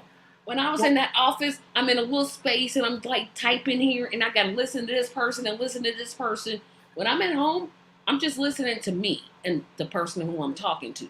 so I don't I have to think be distracted by 20 people. It's not necessary for some companies. Now, I'll be some right back, places, everybody. Y'all keep some talking. places it's necessary for you to come in. If you are a nurse, you can't nurse virtually. You just there's no way you can be a nurse virtually. Car mechanics. it's telemed, but No, what I'm but saying, I just get your tell them point. I that get your point. You can't run something. a hospital with Yeah, everybody at you home. can't You do a just can't do it. hospital. Yeah, right. you can't run a hospital. Everybody at home. No, But construction. You can't do it. But there but are some places wait. that you can't.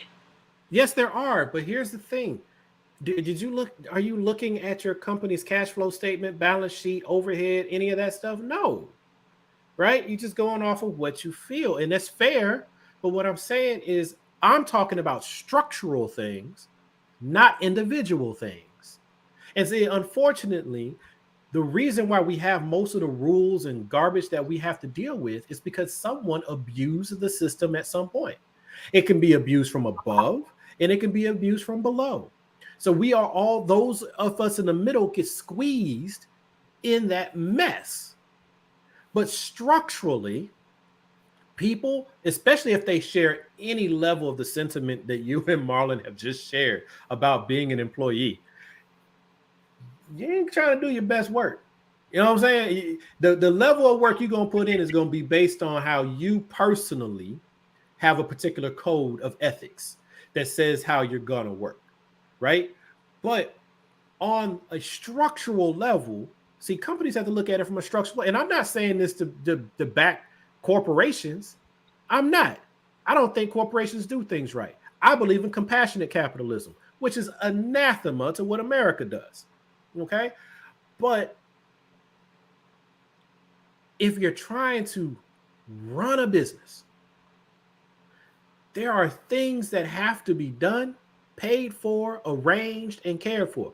The problem that you really have that I've heard here and that I share with you is the greed and the abuse of power. That's a different argument. That's part of the problem with corporate America. But if you're going to run a corporation, you're going to have employees and you're going to have management. And you need to have both of them.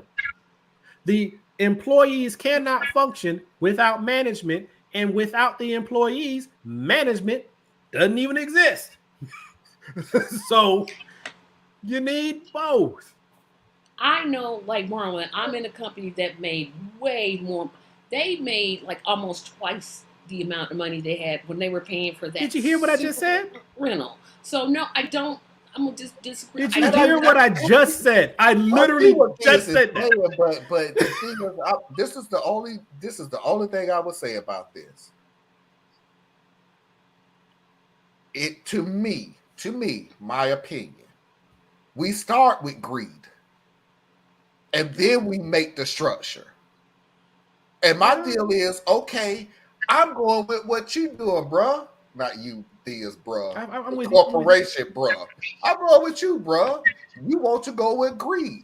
My deal is, you got what you wanted. You got what you wanted. Your whole fear was that you was going to lose money by people going home to work. we have been proven that you not only succeeded, but you made more money going to work. So again, please explain to me why I need to come back to work. It's control. So I don't want to hear anymore about structure and corporate and everything. Just because you don't want to hear it doesn't make it not true. Come on, bro. No, it's not true. You bigger than that. It's literally not true. Again, what part of what I said wasn't true? That's what I'm saying. That's why I said we started with greed.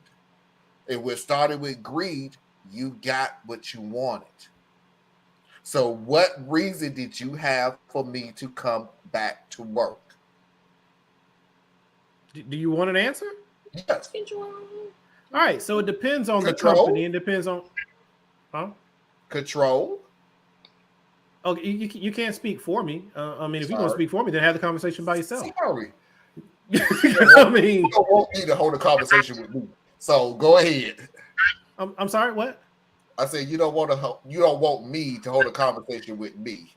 This show will be 5 hours. So go ahead. I apologize. That was add wrong. me to it. We had 12. And yes, Parker, I know.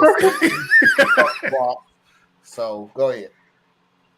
Oh, so for some companies, which is why I picked out the call center example, then there needs, I think that the hybrid model makes sense. And I don't mean hybrid as in like I work a hybrid schedule. Me personally, I work a hybrid model where I work 2 days at home and 3 days in the office. I'm not really digging that one so much. But when I say a hybrid model for like a call center environment, which is where a lot of Americans work right now, because businesses have moved into this cubicle farm garbage that we all have to function in. But for that, you're going to have those whose efficiency, so you use their stats. You use your numbers. And if your numbers are showing that you're efficient and you're doing the job and you're reliable and all those things, let them work from home. They're showing you they can work from home. Let them work from home. But the ones whose stats and their numbers aren't quite there, bring their butt to the office, because I need to make sure that you're doing more work than not. See, when you're in the office, for example, I used to manage in a call center. And one of the rules is no phones, none. If you got your phone, keep it in your pocket or keep it in your purse. Better yet, lock it in your locker, because we do not need you on the phone doing this, right? And also, you're dealing with client information. So that means we do not need you doing this, okay? So that type of stuff is real, because right now we're in a very litigious society, and we got to make sure that we are protecting information, okay? So for people who are not cutting the mustard, they're not terrible, they're just not doing the best, then yeah, I mean, Susan, I know exactly what it is, but but anyway, the ones who aren't really performing up to par, bring them to the office. And then the ones who still aren't performing, manage them out. The ones who come in the office talking about, I don't care, and you don't tell me what to do. I'm a grown man, I'm a grown woman. Well, okay, cool. This is the last thing I'm gonna tell you what to do. Go home. But everybody else, you help them get better or stronger, give them opportunities and things like that.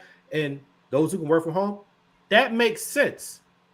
And some companies are doing it. But some companies, most companies, in my biased opinion, are actually doing it a different way.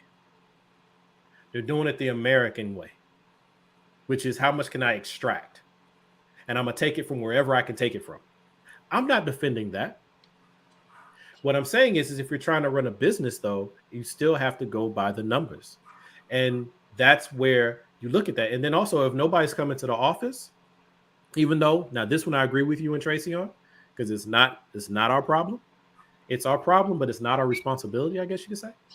If people aren't coming to the office, that means there's a lot of vacant buildings in the corporate real estate space. So then that market starts to suffer. And then that can spiral down, and it'll affect the economy like that very fast. So they do that to help prop up that part of it. So there's different pieces that go into play. I don't think that they're doing this from a proper manner. I don't think that the way America does business is correct. And just real quick on the compassionate capitalism, the reason why I call it that is because I'm not against capitalism. I'm not against someone having an idea, building up an idea and making money from it. I'm not against that. I am against the abuse of others to advance oneself. That's what I'm against. And if you don't adjust for that part, I don't care if you go to socialism, communism, whatever the others, any of the isms that are out there, right? I stopped short of saying dictatorship only because then you're mixing a government system with an economic system. Because a lot of times people compare democracy with socialism, and that's a bad connection, right? Because democracy is a government system, capitalism is our economic system. Socialism can exist under a democracy because it's an economic system. So that's where those like connections come together. But socialism isn't going to fix it either because people still have to make decisions. So how do we decide who gets to make the decisions? Especially in a country that is so diverse. Our diversity is our strength and our weakness. You go to socialism in this country when you haven't decided who even is a true American yet. That's bad news. All right, we got to move on. Great conversation. Great conversation. Love it. I can't cut it and put it on here because it's about 30 minutes. Great conversation. Appreciate it. And again, me and Theus does not argue. We have loud discussions, but we don't argue. Last and final video. It ain't for no one. I just thought it was funny.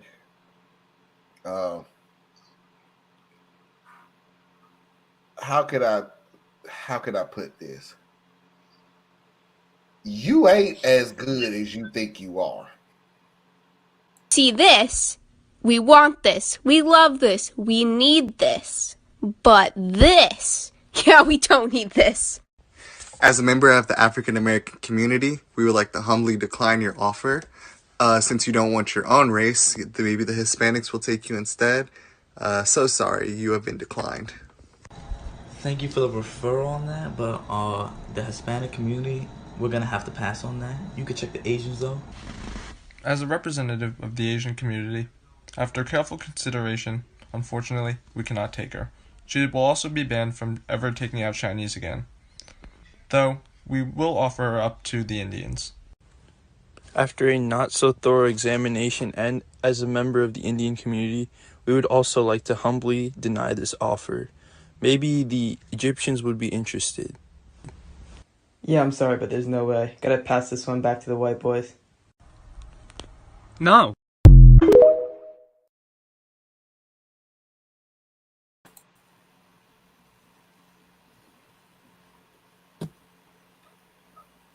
Sorry. I don't even know where you're going to go with this now. Do you know how bad you should feel that every race don't want you? You mean the story of my life? Oh, jeez. Go ahead, Tracy. You got 3 minutes. Go ahead. I just thought, what race are they going to reject next? But that reminds me of that Chappelle, although I'm going to say this, I don't think Dave Chappelle is funny. However, he did one sketch where they drafted, like they traded different members of the race to other races. That's what that reminded me of. Yeah, we never did kind of figure out who we was trying to draft out. No, that's what that whole skit was about. That's Yeah, where I'm trying- just when no, you just I mean, played this. we was doing this online, and we had one person, Tim Scott. That's what we was trying to do. Yeah, we said we would trade him for anything. We didn't care. We was just like anything. Now laters, Candy Crush games. We didn't care. Just we didn't want them no more. Look, this is the good thing about being a host of a show, where you realize that everybody's done. I'm literally. I was being quiet on purpose because I've like talked a lot, and I am sorry, and I realized it right before we did the switch. So I'm being quiet because I talked too dang on much. No. Well, you did because there was a subject that you was passionate about. Yeah, well, Again, you like I said before, I don't want people to come on this show who just like socialism is a good thing. no, but Yeah, you and I, we ran like the last hour, dude. So I I was know. trying to be quiet, and then neither of the ladies said anything. I don't want that. I want content. I don't want somebody that's like, okay, here's the deal. I can either A, structure my show where I go, everybody, we're going to do 2 hours. The algorithm shows that 2 hour shows has more viewership and more people watching.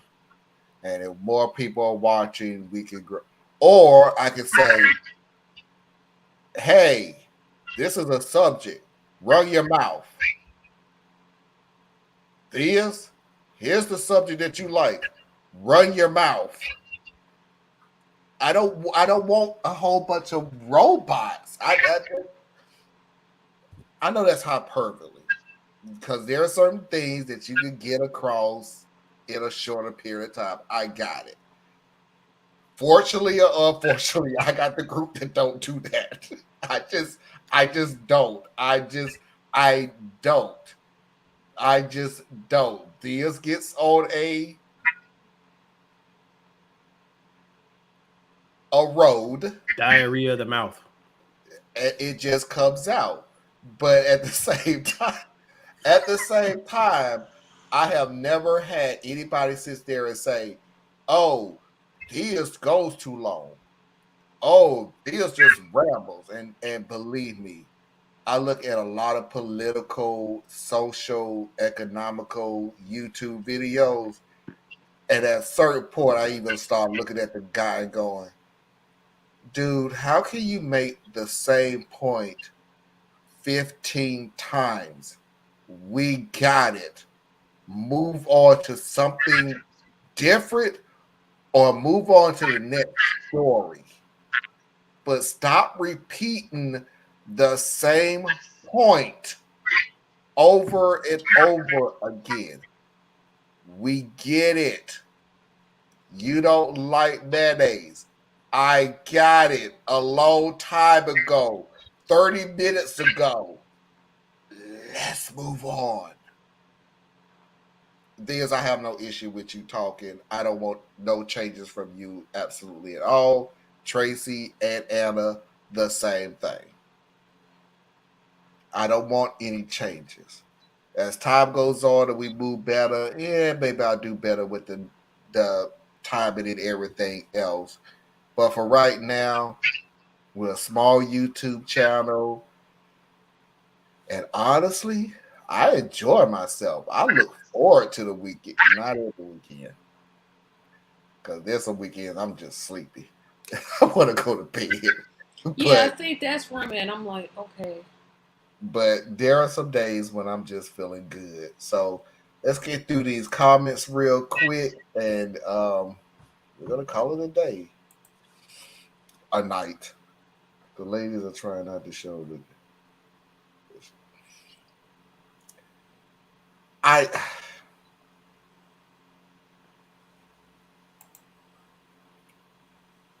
none of what you do to Marlon.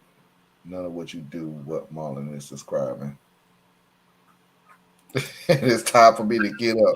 You're like 5-6 hours ahead of You us. are a trooper, Susan. Yeah, because I be watching this show on repeat if I live where she was. No, I'm done. As a matter of fact, I have nothing left in me. For anybody that knows, Tracy has had a long day. Diaz is cool. Anna has been sick most of the week, and I'm so glad that she feels better today. I think it's our presence, but I'm not saying it. Me, like a glittering idiot, has got the Opulus headset to work, and I decided to do a boxing session and realized that either A, I'm old as dirt and shouldn't be doing boxing, B, I should stop smoking, or C, all of the above. I'm gonna go with the B, but I can't tell you what to do. No, because if you do that, well, anyway, I smoke it, so you'll break up with me anyway, so it doesn't matter. As soon as I bring us, but you made me think about something. Maybe I'm gonna get around to doing it, but I probably won't. I'm gonna buy me a new heavy bag rack, put in my garage. I already got one.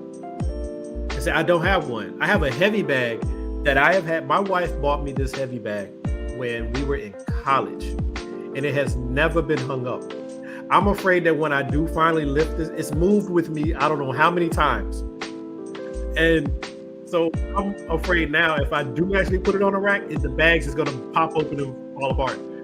But I need to get a heavy bag because I mean that way I can, I can get back and then that, because I got everything you could possibly need to lose weight and get back in shape, and I still just can't commit to it, man. I got a treadmill, I got a rowing machine, I got dumbbells, I got a lat bench, I got a jump rope, I got a bicycle.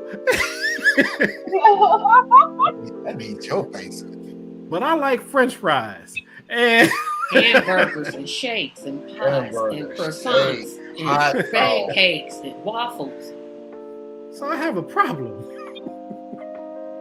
Mayonnaise. I ain't got that problem. Where they can find you. You can all find me on my rebooted website, TracyMediaLLC.com, and I uploaded 5 wonderful videos, so you'll have a lot to see. Thank you. Yes. Hey, just want to hit it real quick. But Parker, the thing is, I'm not pro-corporate. I'm actually pro-order. So if you kind of listen to what I'm trying to convey when I'm talking about it, I'm talking about the order and responsibility of management and labor and how those two need to work better together. And like neither one of them is really good guys or bad guys. That's what I'm trying to convey, but I'm not very good at it. But you can find me at complexsimpleman.com, complexsimpleman.com. And Susan, I don't do alcohol anymore, so I which is stupid because I do beer, but liquor. Which isn't alcohol? Isn't beer alcohol? Which I said liquor. I don't do. What's the difference? Liquor is liquor and harder. beer. Are you? I don't know the difference. Well, she doesn't drink, so to her they're the same thing. Yeah, to me they're exactly the same thing. So Tracy, in a nutshell, there's different levels to your alcohol. Like you can have beer. There's a pretty low alcohol content. That's why you hear people talk about I drink a 6-pack or whatever, right? Compared to. Right, but it's lower than beer. You get a wine cooler, right? But a wine cooler will get you on your butt too. You drink enough of them. But you got wine coolers, which is just like fruit punch with a little bit of alcohol in it, so you can think you did something. And then you got beer, which is a social drink. You can drink 2, 3, 4 of those with people over the course of an evening and still be okay. Then you got wine, which can hit you about as hard as liquor. But it's sweeter, it's more to your taste, it's considered more, I don't know, high class or something. And sorry to delay, but I'm just like, but liquor gets you there quicker. So that's where you got your cognacs and your bourbons and your whiskeys and your vodkas and rums. So those are things that they just have a higher alcohol content. Anna, tell everybody True, what they Susan, can find you're right. you. AureliaAccessories.com. Ladies and gentlemen, boys and girls, children of all ages, non-conforming individuals, that is our show for tonight. I truly appreciate Tracy Carson, Edith Robinson, and Anna Hardcover out I appreciate all of them. I appreciate all that watched. If you haven't already, please do not forget to hit that like, share, and subscribe button if you're watching this on replay. And again, we will see you when we see you.